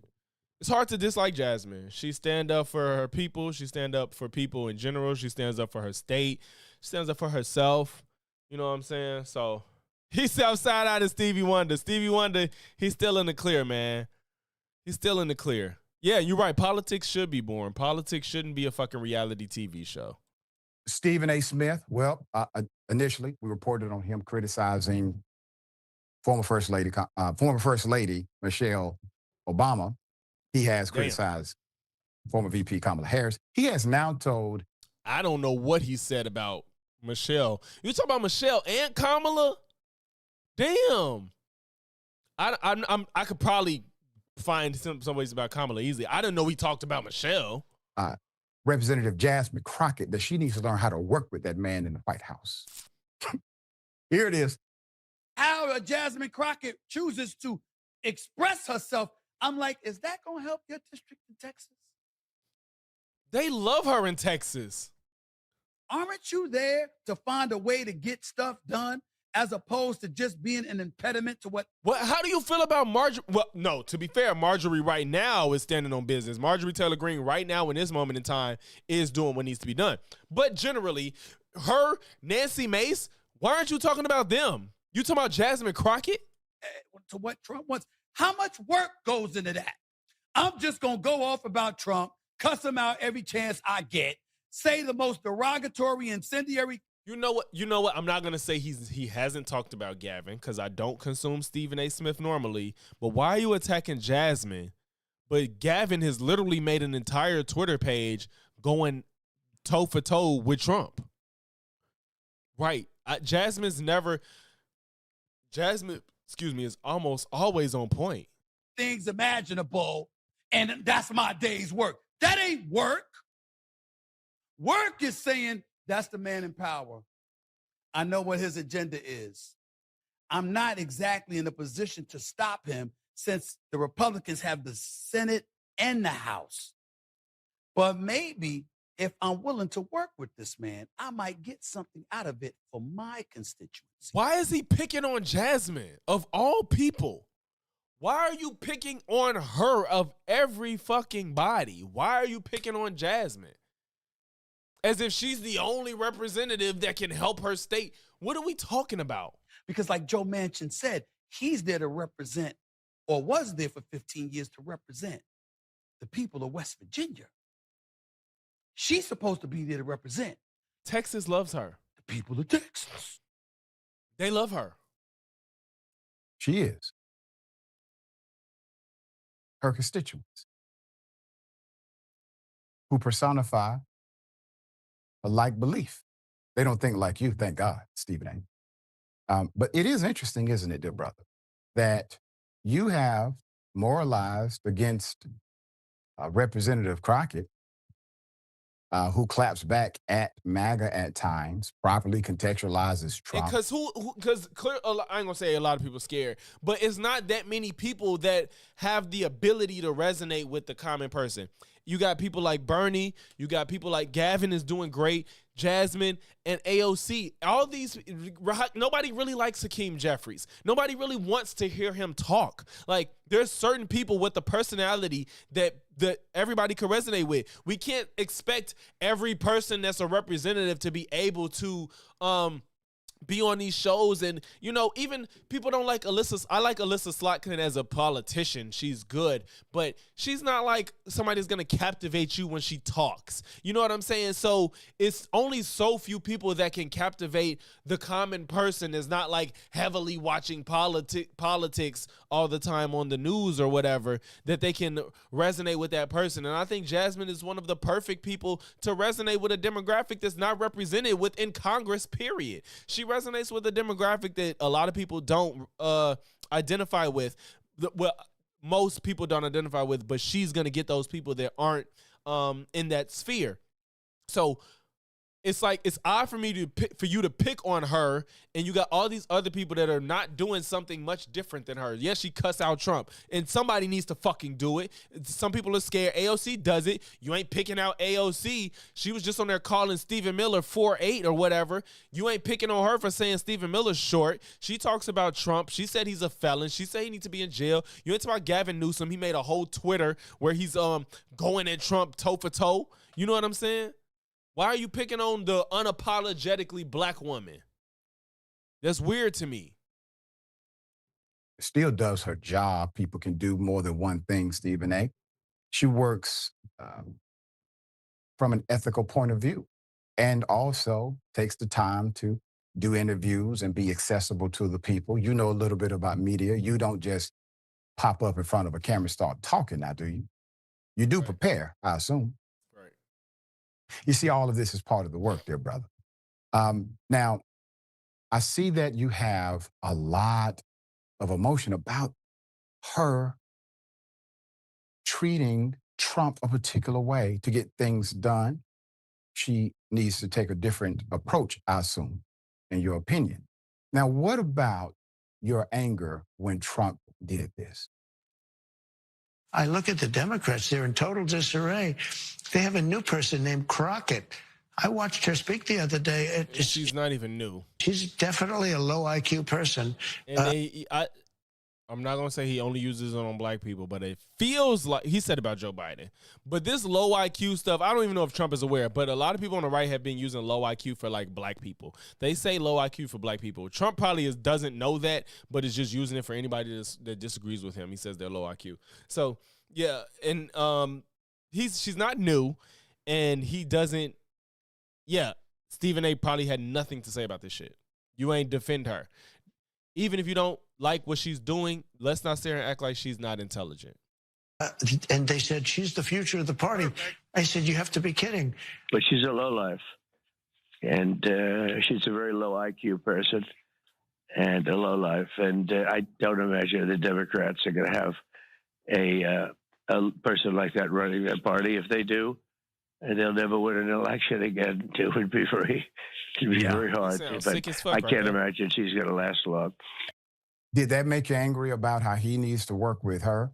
You know, the Constitution actually provides that the president has to work with Congress. You see, Congress is a co-equal branch of the government. As a matter of fact, congressional members can be there in perpetuity. They can be there until they die. A president is term limited, which once again is why the Constitution is built upon the principle of co-equal, brother. Snotty as fuck. Equal, brother. According to The Root, on a recent episode of Smith's podcast, quote, straight shooter with Stephen A. He called out Democrats, including Crockett by name, for sympathizing with black voters in order to paint Republicans as the bad guys. Well, if it's a bad policy, the shoe fits. Quote, you have a Democratic Party that knew they were getting our vote, would engage in demagoguery, kind of like what you do, dear brother. And I agree with you on the company of the party, but you're calling out individuals who stand up for policy. Scare the living hell out of us about what existed on the right hand, and as a result, they get our vote, he said. And all they had to do to get it was to give us lip service about negative stuff about the other side. In a proper contextualization, I have said the same thing about the company known as the Democratic Party. That's why I encourage you, do not be loyal to a Democratic Party. Right. That is a company. They have an agenda. Typically, it will not align with yours. You elect people. Make sure that person does not have an allegiance to any company beyond you, even if that company may be called the Democratic Party. On that, we agree with. Stephen A. is when the presentation of the plantation as better than the other is presented. That's when I have a challenge with the narrative, somehow that Republicans have the answers for black people. They do not. Unemployment skyrocketing in the black community. Donald Trump has laid off or fired more black people than anybody in the history of the United States. And this was before today, where he's even going harder with the firings of the government because of the shutdown. He's firing people right now, even more. States of America, i.e. the federal government, the largest employer of black folk in the United States. Black women are now losing jobs at a rate higher than any other demographic, even though they happen to be the fastest growing, most educated demographic in the United States of America. These are black statistics that, you're right, are coming under a Republican-controlled regime. That's policy. And if you are in the minority class as it relates to power structure in D.C., you have to take the message to the people who are the real access to power for government representation because of voting. Yep. All right, so for Smith, the main issues for black people have nothing to do with racism. Go back to Smith picture again. Yeah, it's real, bro. Nothing to do with racism. It's easy to say. I don't like that picture of Jasmine. Why they use that picture? When you think racism is a social thing that you deal with while collecting a few $1 million a year to talk on a microphone. But see, racism goes so much deeper than that, Stephen A. As a matter of fact, it goes so deep, you don't even know how you're complicit in the system. It's called an ism. It's an ism because it is a system that has created an ecosystem of causes and effects that go beyond simple bigotry or words. It becomes institutional. Mm-hmm. Yeah. A lot of people do get lost in that was perfect. People do get lost in, like he said, the words and just in your face racism. It's not even about that. It's really the bigger things at play. Like he said, the institutions. Is like, even for example, how they're acting like they're attacking they're trying to crack down on illegal immigrations, and then you come to Chicago, raid an apartment building, detain a bunch of black kids. They said they was there to get Trende Aragua. To my understanding, that gang is Hispanic. Why are black kids being detained and separated from their parents? If you're going after a Hispanic gang from Venezuela, if I'm not mistaken, so you say. You know, they said they arrested some of them. You know, if that's what they came to do, they came to do it. But why are black kids being detained? Why?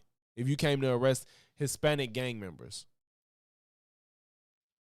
Quote, what is really about. So they're finding ways to scare black people too. Like it's like, that's what I'm saying. It's like a.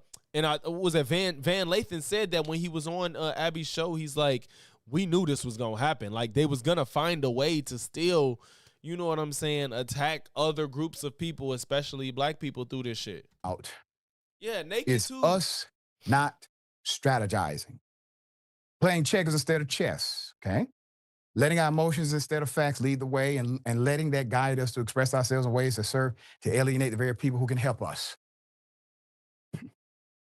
According to the radio. I mean, yeah, that's why they didn't get misfortune. I wasn't saying they got arrested. I was saying they got detained. Like, I know they didn't go to jail, but it's not okay. They're kids. They haven't. There's no reason you're not suspecting them of any crime. Kids should not be zip tied and detained and separated from their parents during a raid to arrest illegal gang members. Those two things shouldn't cross one another. Appreciate you, D Nice. Thank you. Now, politicians like Crockett cannot help black people like they've promised. Quote, however, Jasmine Crockett chooses to express herself. I'm like, quote, is that going to help your district in Texas? Wow. So fucking stupid. Is Donald Trump helping that district in Texas? Right. What he care doing about for helping Texas? that district in Texas? And as a matter of fact, the people who voted her in, well, they like her very well, Stephen A. I would assume you believe in the power of self-governance, or at least self-determination to pick your own leaders. Black folk online are not having it. Here's the response to Stephen A. Many black folk reacted to his remarks, calling him out for trying to appease MAGA. On X, Charlie's mommy wrote, Smith is a B word per usual. She continued, quote, he would never be with his people, so he or we should stop expecting him to not be a POS. User Funky Weezy tweeted, bruh, stick to sports and leave that woman alone for having gonads you never had. You a joke, end quote.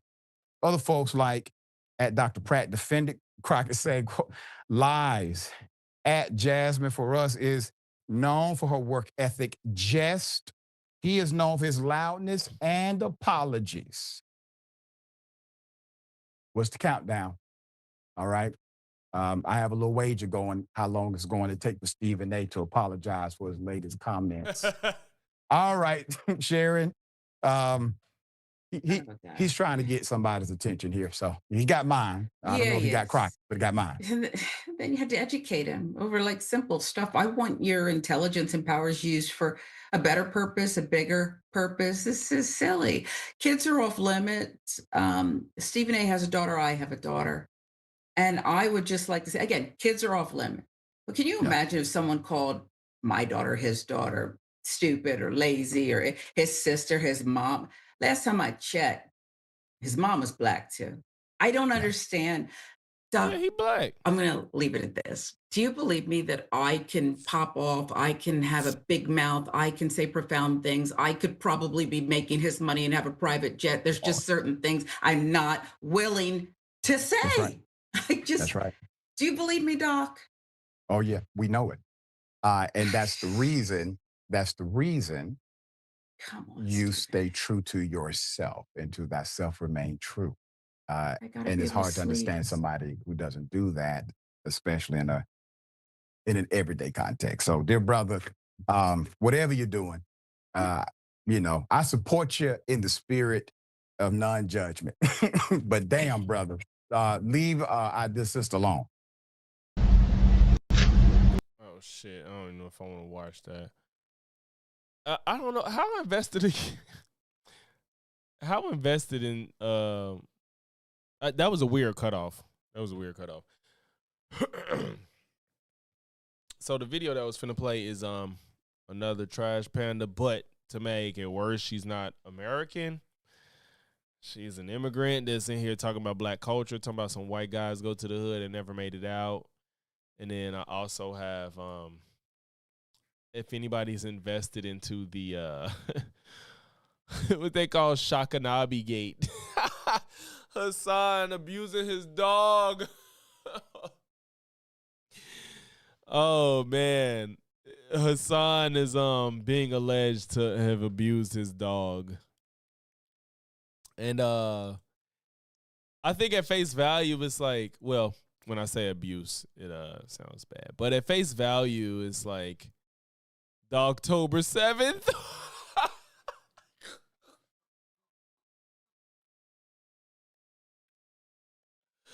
Oh shit! I seen a few jokes that was hilarious. Where's the? Oh shit! Let me see if I can find it. I seen some jokes, man. I've seen some jokes, and they were funny. Oh, let me see if I can find it. I think I did. Oh, here go one of them. Here go one of them. They said Hassan versus 20 dogs on the next episode of Jubilee.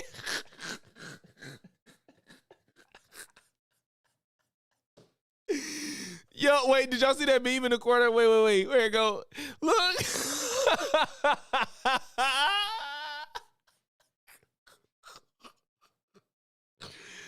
Oh, Lord.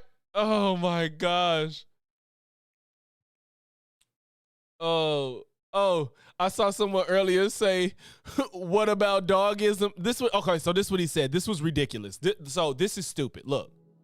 Yeah, it is kind of wild that, like, Destiny in a court of law. So, Scouts, Hassan has been accused of abusing his dog. So what happened was his dog, I don't know when it happened. It may have been the 7th. If it was the 7th, that's crazy because Reaper said Dogtober 7th. So apparently that dog you see on the left, he has a Tibetan Mastiff that he's place training. Place training is where you want your dog to be in a place where they feel safe and happy. And apparently he wants that to be her place. There was a video where she kind of tried to leave. She was finna leave the spot. He got irritated and was like, what are you doing? And it looked like he reached and she was like, what are you doing? Stop. And she kind of went back and it looked like he reached for something and she yelped like, oh, she barked. And people are like, did you shock your dog for leaving the fucking bed next to you? So now he's being accused of being a dog abuser, a pet abuser, because it feels like now his dog is just a prep. She's not chilling in there because she likes to be around him.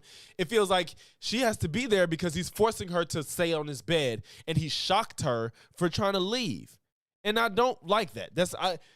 I would think that your dog, even if you don't want your dog in your room, you don't want her in your room. If she's in your room, don't force her to stay in one spot and shock her for trying to leave it. He got immediately irritated.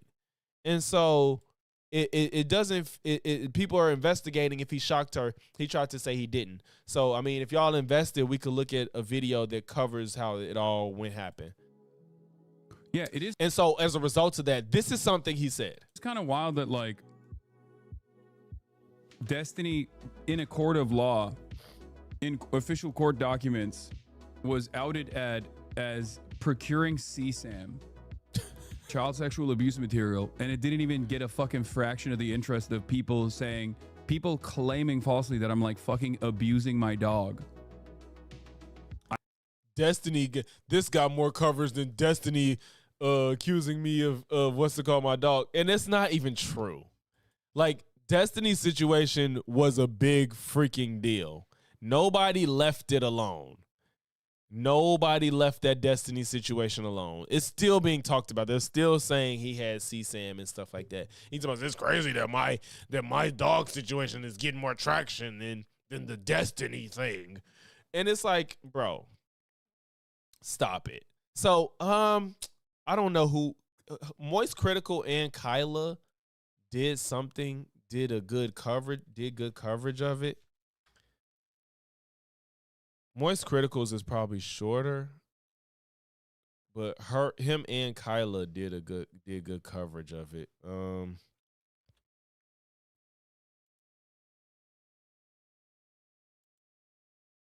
Let's see. Some of y'all may not know, and it is pretty. It's pretty it's pretty damning for him. I'm not gonna lie. It's pretty damning for her. Obviously, I'm a little greasy. No, I haven't showered yet. So what? Who cares? Have you showered yet? Which one? Teachings. It's supposed to be. I just don't like that. For those streams that were watching and reacting to her, really positive about it, very supportive. I don't care about that. Great. I just truly do it that way, like focused. I don't know. I just didn't content about how I should deliver a baby. Well, of course, not to the level of like some completely unqualified goober like delivering a baby. Immediately becoming. Let's move on to the next subject. This is the one that is by far the biggest from yesterday, and probably one of just the biggest topics in general, which is Hassan and his dog. But it is emblematic of all of America's much more consequential violence. Okay? It's the same reason as to why America, Kaya, please just fucking go, just stop. Jesus Christ, what are you doing? You're being such a baby. Like, what? It's just so. Why the dog gotta sit there while you stream the whole time? And all she did was move around, and you shocked. I'm sorry. I believe, as far as all the investigation goes, I've seen a lot of people cover this because I don't want to just say, yeah, he shocked her, but he reached for something, and she screamed and she yelped. What? How can you deny that you didn't shock her? This dude has a mansion. Let her go run. Yeah, he has a fucking mansion. Like, bro, you got to give her more places to be than your freaking room. If you're such a good trainer, Hassan deems himself as a great dog trainer. You can train her to not be in certain places. That's not difficult to make her not be in certain places. She's not like she's not a baby. She's like 2. So is Hassan and his dog. But it is emblematic of all. So as y'all watch this time, for those that don't know, one of the theories, she's a prop. So one of the theories was she got her dew paw caught and yelped, but that doesn't make sense. If you look closely, it didn't get caught. She yelped before her leg got up there, and even if it did get caught, that would not warrant that type of yelping. It looked like she got startled by something, and you could see him reach. We're gonna play it slow. We're gonna play it slow. All of America. I'll play it even slower. She is not 5 months. America's much more consequential. She's just looking around. And look at the irritation he finna have on his face as she tries to like come off of the bed. Mind you, that bed looked too small for her big ass. Okay? It's the same reason as to why America. She ain't did nothing but look around. Kaya, please just. He's looking straight at something. He's denying this, y'all. He's denying it. He's looking for something, and you see him reaching. Watch. Fucking. You're reaching for something, bro. Just stop. She didn't get her DuPont card. Please just fucking go. Just stop. And he knows why she yelped. He's not concerned as to why she did. You know what happened.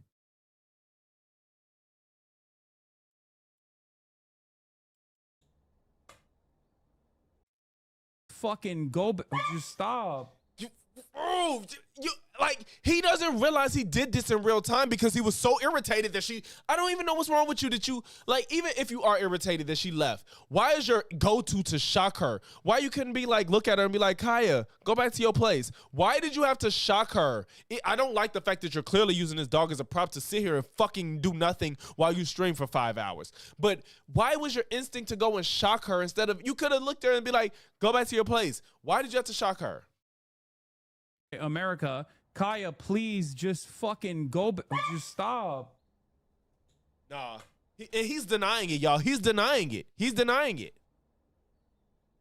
Jesus Christ. What are you doing? The what are you doing is trying to, he realized he fucked up because he did it in front of his stream, and now he's trying to Shocktober. Oh my God. He's trying to cover up the fact that he knows he fucked up. You're being such a baby. Being a baby about what? All she did was try to move around. It's just, you're making her stressed. She's, what they say, she hurt herself. Somebody said she hurt herself. I can't read that. I can't read that shit. She just literally is. Free her, baby. She love you, I guess. Kaya likes it there. No, she doesn't. She is a baby. So incredibly spoiled. Don't swear. She wants to be free. What happened? Be nice to the dog. Leave baby alone. What happened? She knows you're angry and is like, what's up? Be nice to her. She just fucking stood up, dude. Yeah, his chat probably lost it on him. From my mom. Something poked her foot. Look, no, they not. Don't take out your anger on something. She's a precious angel. Now, for the life of me, like, I cannot understand what he's even upset about in the first place, that he starts, like, scolding the dog for. She moved like an inch, like slightly off of that.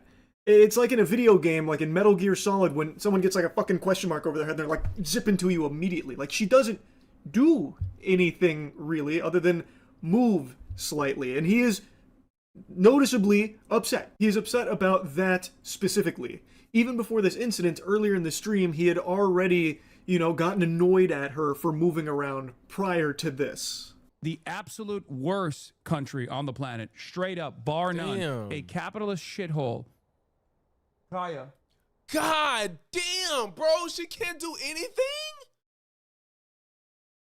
Like, bro, you're in the middle of monologuing and your dog takes her paws off of the bed and you're screaming at her? God. Why do you have... This is so cute. We're going to play... I want to show y'all the contrast between how he treats his dog in camera and how Kyla treats her dog while it's in camera. Now was not the opportunity for you to... Down. She's so... I don't know. That don't feel right to me. Why does your dog have to sit there while you stream all day? If you want to have a dog and you want her to be freaking comfortable, set your room up so she doesn't have to be in the camera frame at all times. If she's not sitting in the camera frame, let her go in somewhere else in that room where you got all your freaking Funko Pops and posters. Like, let her do something else. This is ridiculous. And I'm getting upset because I actually didn't really realize this part. I think I was listening to most of it when I don't remember this. But damn, like, she's beautiful, but we know now. We know you have this beautiful dog. She doesn't have to be in the camera at all times. The absolute worst fucking place on the planet. Just a horrific. So I think it's pretty clear that the dog moving off of that spot is what's making Hassan annoyed at her. Now, I saw he mentioned place training. Place is an actual dog training thing. And the whole idea behind it is designating a spot in a comfortable location for your pet. Dog for a lot of camera people, I know it's like their office if they work from home. And Hassan was talking about how that is true. Like, why are you upset that your mom let the dog be around the house? And mind you, again, Hassan claims to brag. He brags about how good of a trainer he is and how well trained she is. He brags on how well trained she is. So what do you think she's gonna do around the house when you're not watching her at all times, since she's so well trained? Area is her place. And for dog training, place is supposed to be like their happy spot where they are super safe and they feel super I just want to do the contrast. And the way training goes with this, at least Kyla from everything I know about dog training, has keep her in mind, dog when we in first her got camera. Tetra, All of America's much more consequential violence. The Hassan defenders are saying that she caught her dew claw, who steps on right there. I don't know. No. Super possible It's not- no, that she it's got not it there. caught. The issue is that Kyla intentionally has a camera for her dog when she's in the room with her. the dew claw, if this is the paw, the claw sits like down. Really possible quickly. She like caught it weird. That he didn't shock her. That it's just a dew claw. The thing that actually makes this weird to me, if you start looking through his stream, she's like always right here. Like she's never not on her bed. Like she's just not allowed to walk around his streaming room, which I think is kind of weird. Yes, make a spot for her that she doesn't have to be in one spot. If she's gonna be in, if you don't want her around the house because you're not with her, cool. You know what I'm saying? But this is crazy. Because sometimes dogs hurt themselves, right? Like nothing to you. Jesus Christ, what are you doing? You're being such a baby. Like I feel like the only time where I can imagine that I'd have a reaction, if I'm like, Freya, go do this, and she moves in such a way that she hurts herself. Now, to be fair, I was emotionally raised by dogs. Like genuinely, my dog was like my emotional caregiver. The poor Reaper, she's trying to be fair and not just jump to a conclusion. She's in real time assessing what's going on. She's not like making a definitive statement yet. She's just assessing what she's seeing. fucking dog. I care about dogs probably more than is healthy or normal, but like if a movie has a dog that dies in it, like I genuinely would just rather not watch the movie. It like distresses me so much. Hey, yeah, I Am Legend did a number on me, bro. I Am Legend did a number on me. Buckets out of the horse pasture into the one next to it. And I threw a bucket and it landed, spooked Freya and the horse at the same time. And so they kind of like collided into each other a little bit. And so Freya yelped because the horse like nicked her in like the leg or something. And my immediate reaction was like, oh shit, are you okay? And like ran over to check and I was like, oh, I'm so sorry. Hassan didn't seem concerned that she yelped. Like to me, that's so weird. When my cat sounds like she's in distress, I'm like, what happened? Like, I just can't fathom that your dog yelps and you're not immediately concerned if you don't know why. You know, like I was just at my sister dog at my mother's house. My kids call her grandma.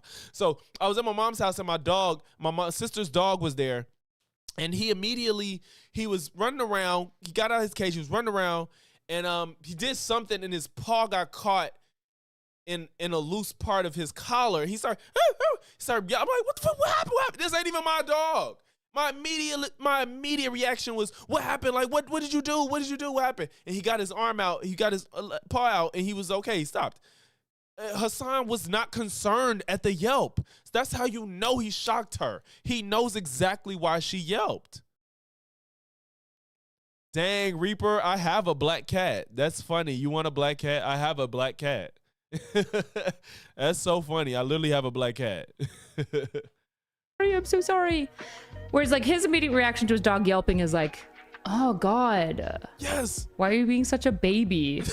That type of reaction makes me feel like if you've ever walked your dog and you pull and you're like with a friend, you like correct your dog to like not walk so fast and you like pull too hard so it like yelps or something like that. And then you're with your friends, so you feel embarrassed, like they think you're abusing your dog. Yeah. And so you're like, God, my dog's such a baby. Like that's the only type of reaction where I can picture. Why would the dog's yelp elicit you just calling it a baby? Yes. You're making her stressed. Yes. Yeah, exactly. Your dog yelping doesn't warrant calling Why it a would baby. the dog's yelp elicit you just calling it a baby? You're making her stressed. She just literally is so incredibly spoiled from. He's trying to find an excuse for what happened. He's looking for an excuse that's not there. My mom. No, she doesn't want to come over here to see what's up. She just wants to fucking roam the house because she got to roam the house when I was gone. It's just all And that should not piss you off to the extent that you have to shock her. kind of weird. Again, like all we could do is speculate and mind read. And so I think like everyone should be like really cautious in doing. Yeah, you can be spoiled and stressed. Like just because she's spoiled doesn't mean she doesn't warrant the ability to be stressed out or upset or freaking hungry or thirsty. Like she's in there and if she can't leave the bed, she can't eat or drink. Like what if she's thirsty? Jesus Christ, this doesn't seem ungrateful dog, right? It just don't feel right. Nothing about this feels right. Even if he didn't shock her, you keeping your dog on that bed while you stream at every hour just doesn't feel like that's okay. That's not okay. FBI basement dwelling like mind reads of people. The biggest issue to me, which is why I like actually posted about it, is that if you look through his VODs, his dog is like never moving. Like she's literally. That's true, Scouts, because why do you need a shock collar when you live in a mansion? Like you're not in a community where your dog is roaming in your front yard and you can easily go into your neighbor's yard. He lives in a mansion. Like you're not living like how other people live where they get the invisible fences and shit like that. Always there. So we were looking through just he tried to say it was a vibration collar. See like what his normal interaction was with his dog, because I had no baseline for like him and his relationship with his dog.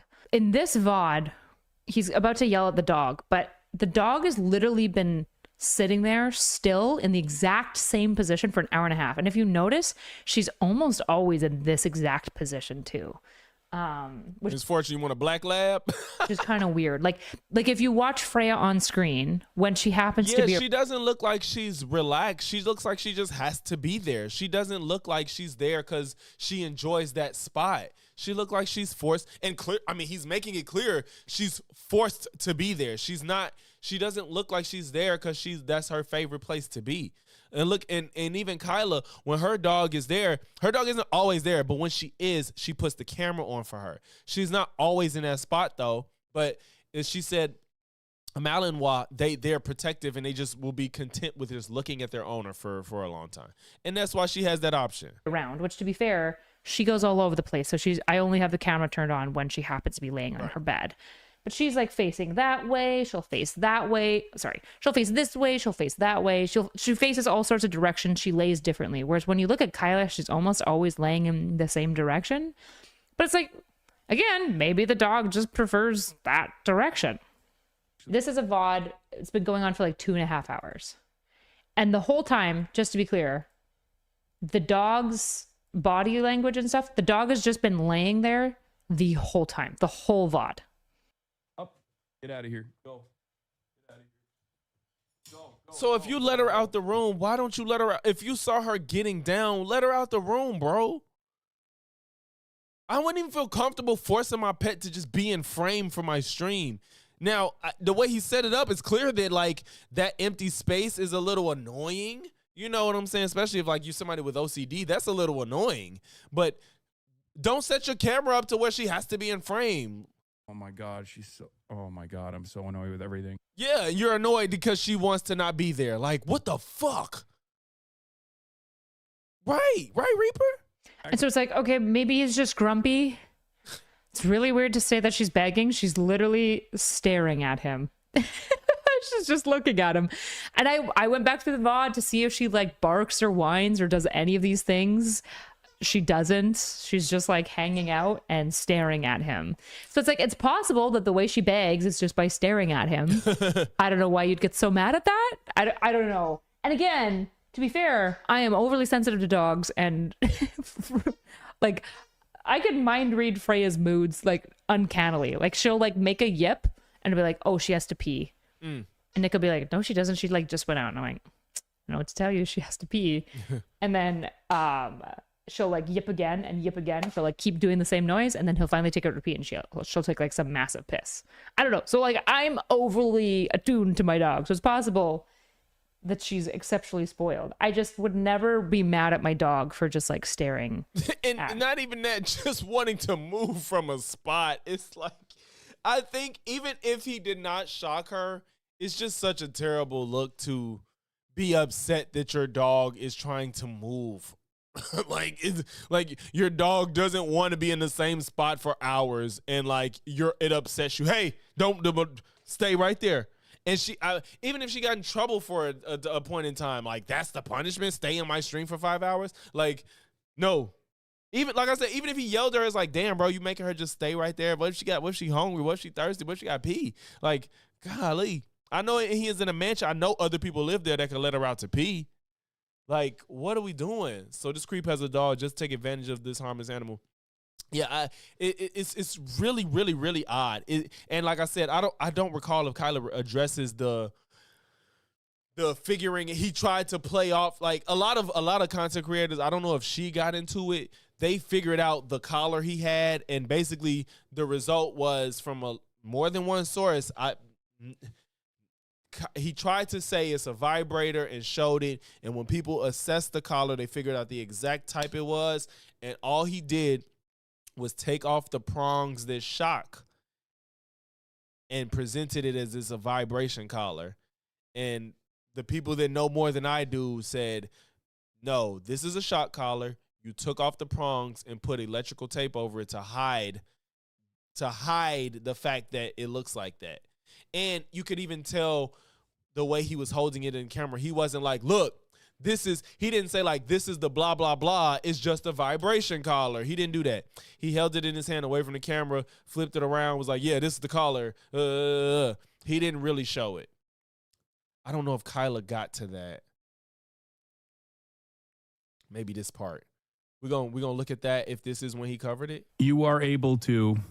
And then, okay, this is the one. Yeah, here we go. Electric. So look at him trying to prove that it's not the shock collar and how non-transparent he is while trying to pretend that he's being transparent. He's not being transparent, but he's trying to pretend like he is. Device. He says it can only vibrate.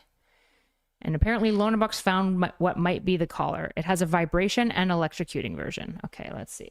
This is the one that people are talking about. Okay. Look that's how he's a pretty holding big it. pack. And that's definitely a section for something. It could be vibrations. It could just be buzzing. But if it's a vibration, if he acknowledges here that it's a vibration, and she yelped, it's probably also got electrocution, just to be clear. Okay, this is the one. This is the one that they saw. Good. There's the air tag. There's the fucking vibrator. It also uses. But you see how he's not like, if he was really trying to really prove it, I would put it in the camera like, you see, this is just a vibration. There's nowhere the dog can be. There's no parts where I can shock the dog. There's no attachments, blah, blah, blah. He's just like, yeah, this is it. This is the air tag. This is the vibrator. He just showed the front. He got his finger covering the back. The people exposed that it's electrical tape on the back of it to hide the little port where he unscrewed the parts that shock and all that. It also has a flashlight component to it. And he never said the brand. I would literally state the exact brand, or he beats her.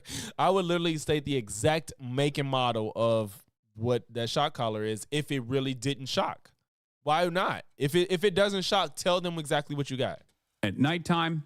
And it also has a tracker on it when she gets lost. Right. Because GOAT, he's denying doing anything to her. He didn't even say that I vibrated, because he can't say that, because if it was just a vibration, your dog probably wouldn't yelp.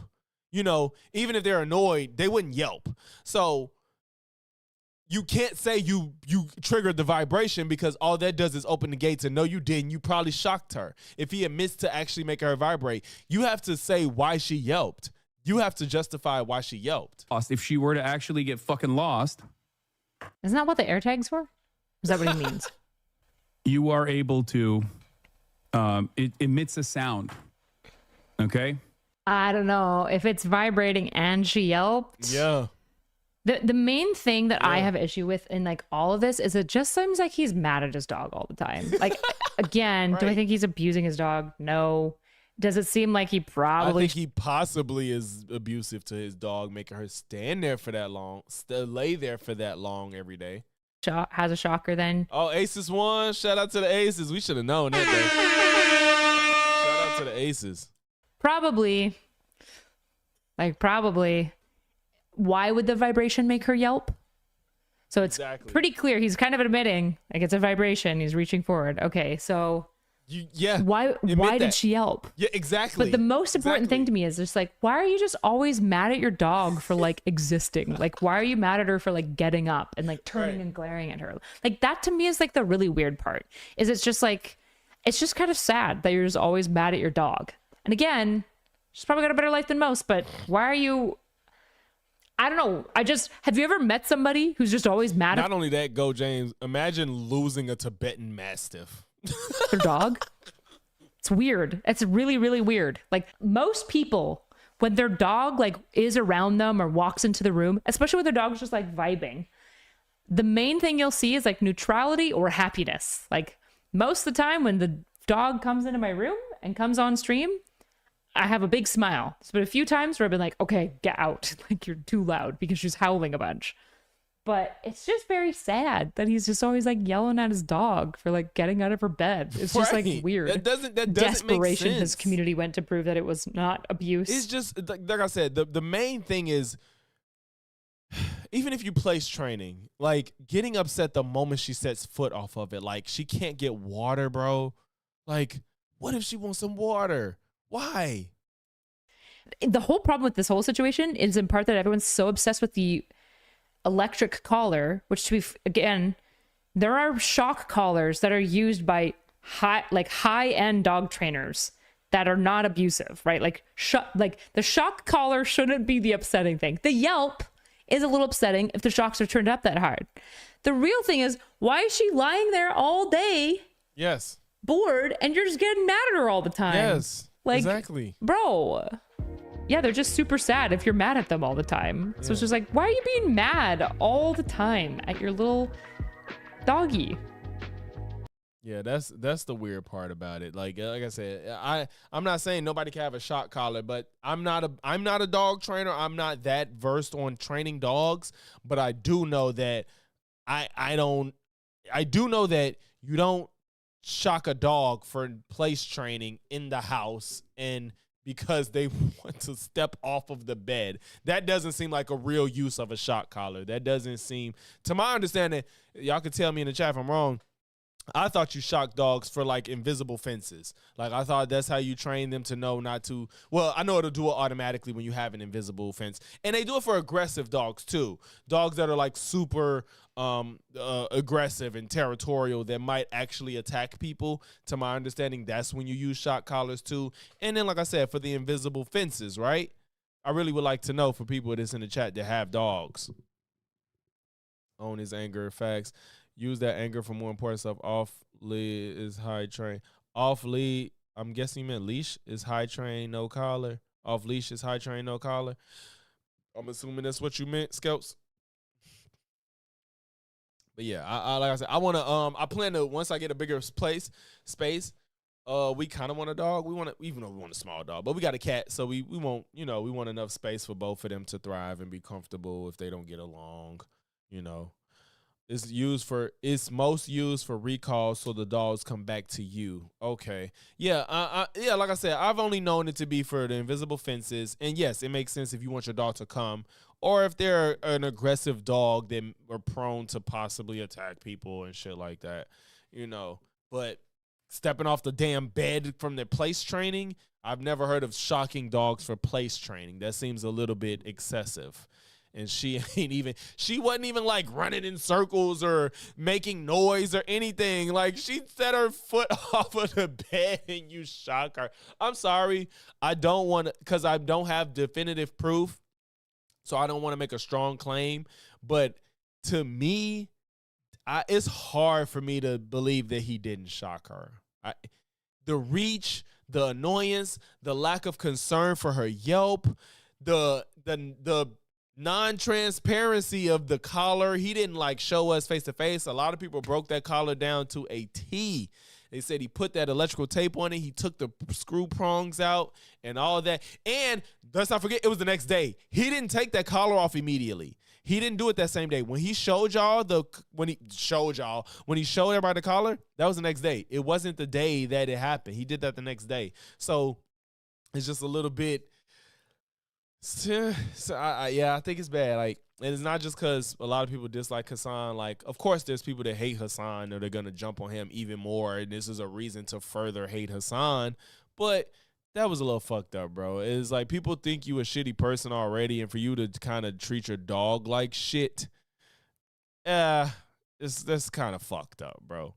Them dogs is a Tibetan Mastiff ain't no stupid dog that you got to go through the lengths of putting shock collars on them. You know what I'm saying? Like, yeah, they have strong instincts, but that's not necessary, especially for you to claim to be such a good dog trainer. And I've seen the videos of him. She does seem well trained from what I've seen. She seems very well trained. He like got her to walk with him with no leash and stuff. So shocking her for stepping foot off of her bed is crazy to me, because what the fuck you think she was finna do? Like, jump on you while you streaming? I've known as that it's most used for dogs to not roam around far from the house. Not saying they can't go far, but not to attack people in range. We only did basics. You have to be out for dogs go through there unless it's too wide. They feel heaps. Yeah, I mean, yeah, I think to me, I think he shocked her, and I don't think that's a reason to shock your dog.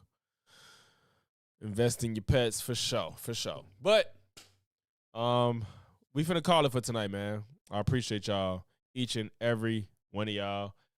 5K, man, the next goal. I got 8K as the final goal for December.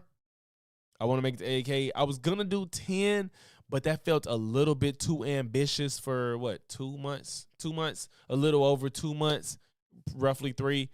10K is a little too ambitious.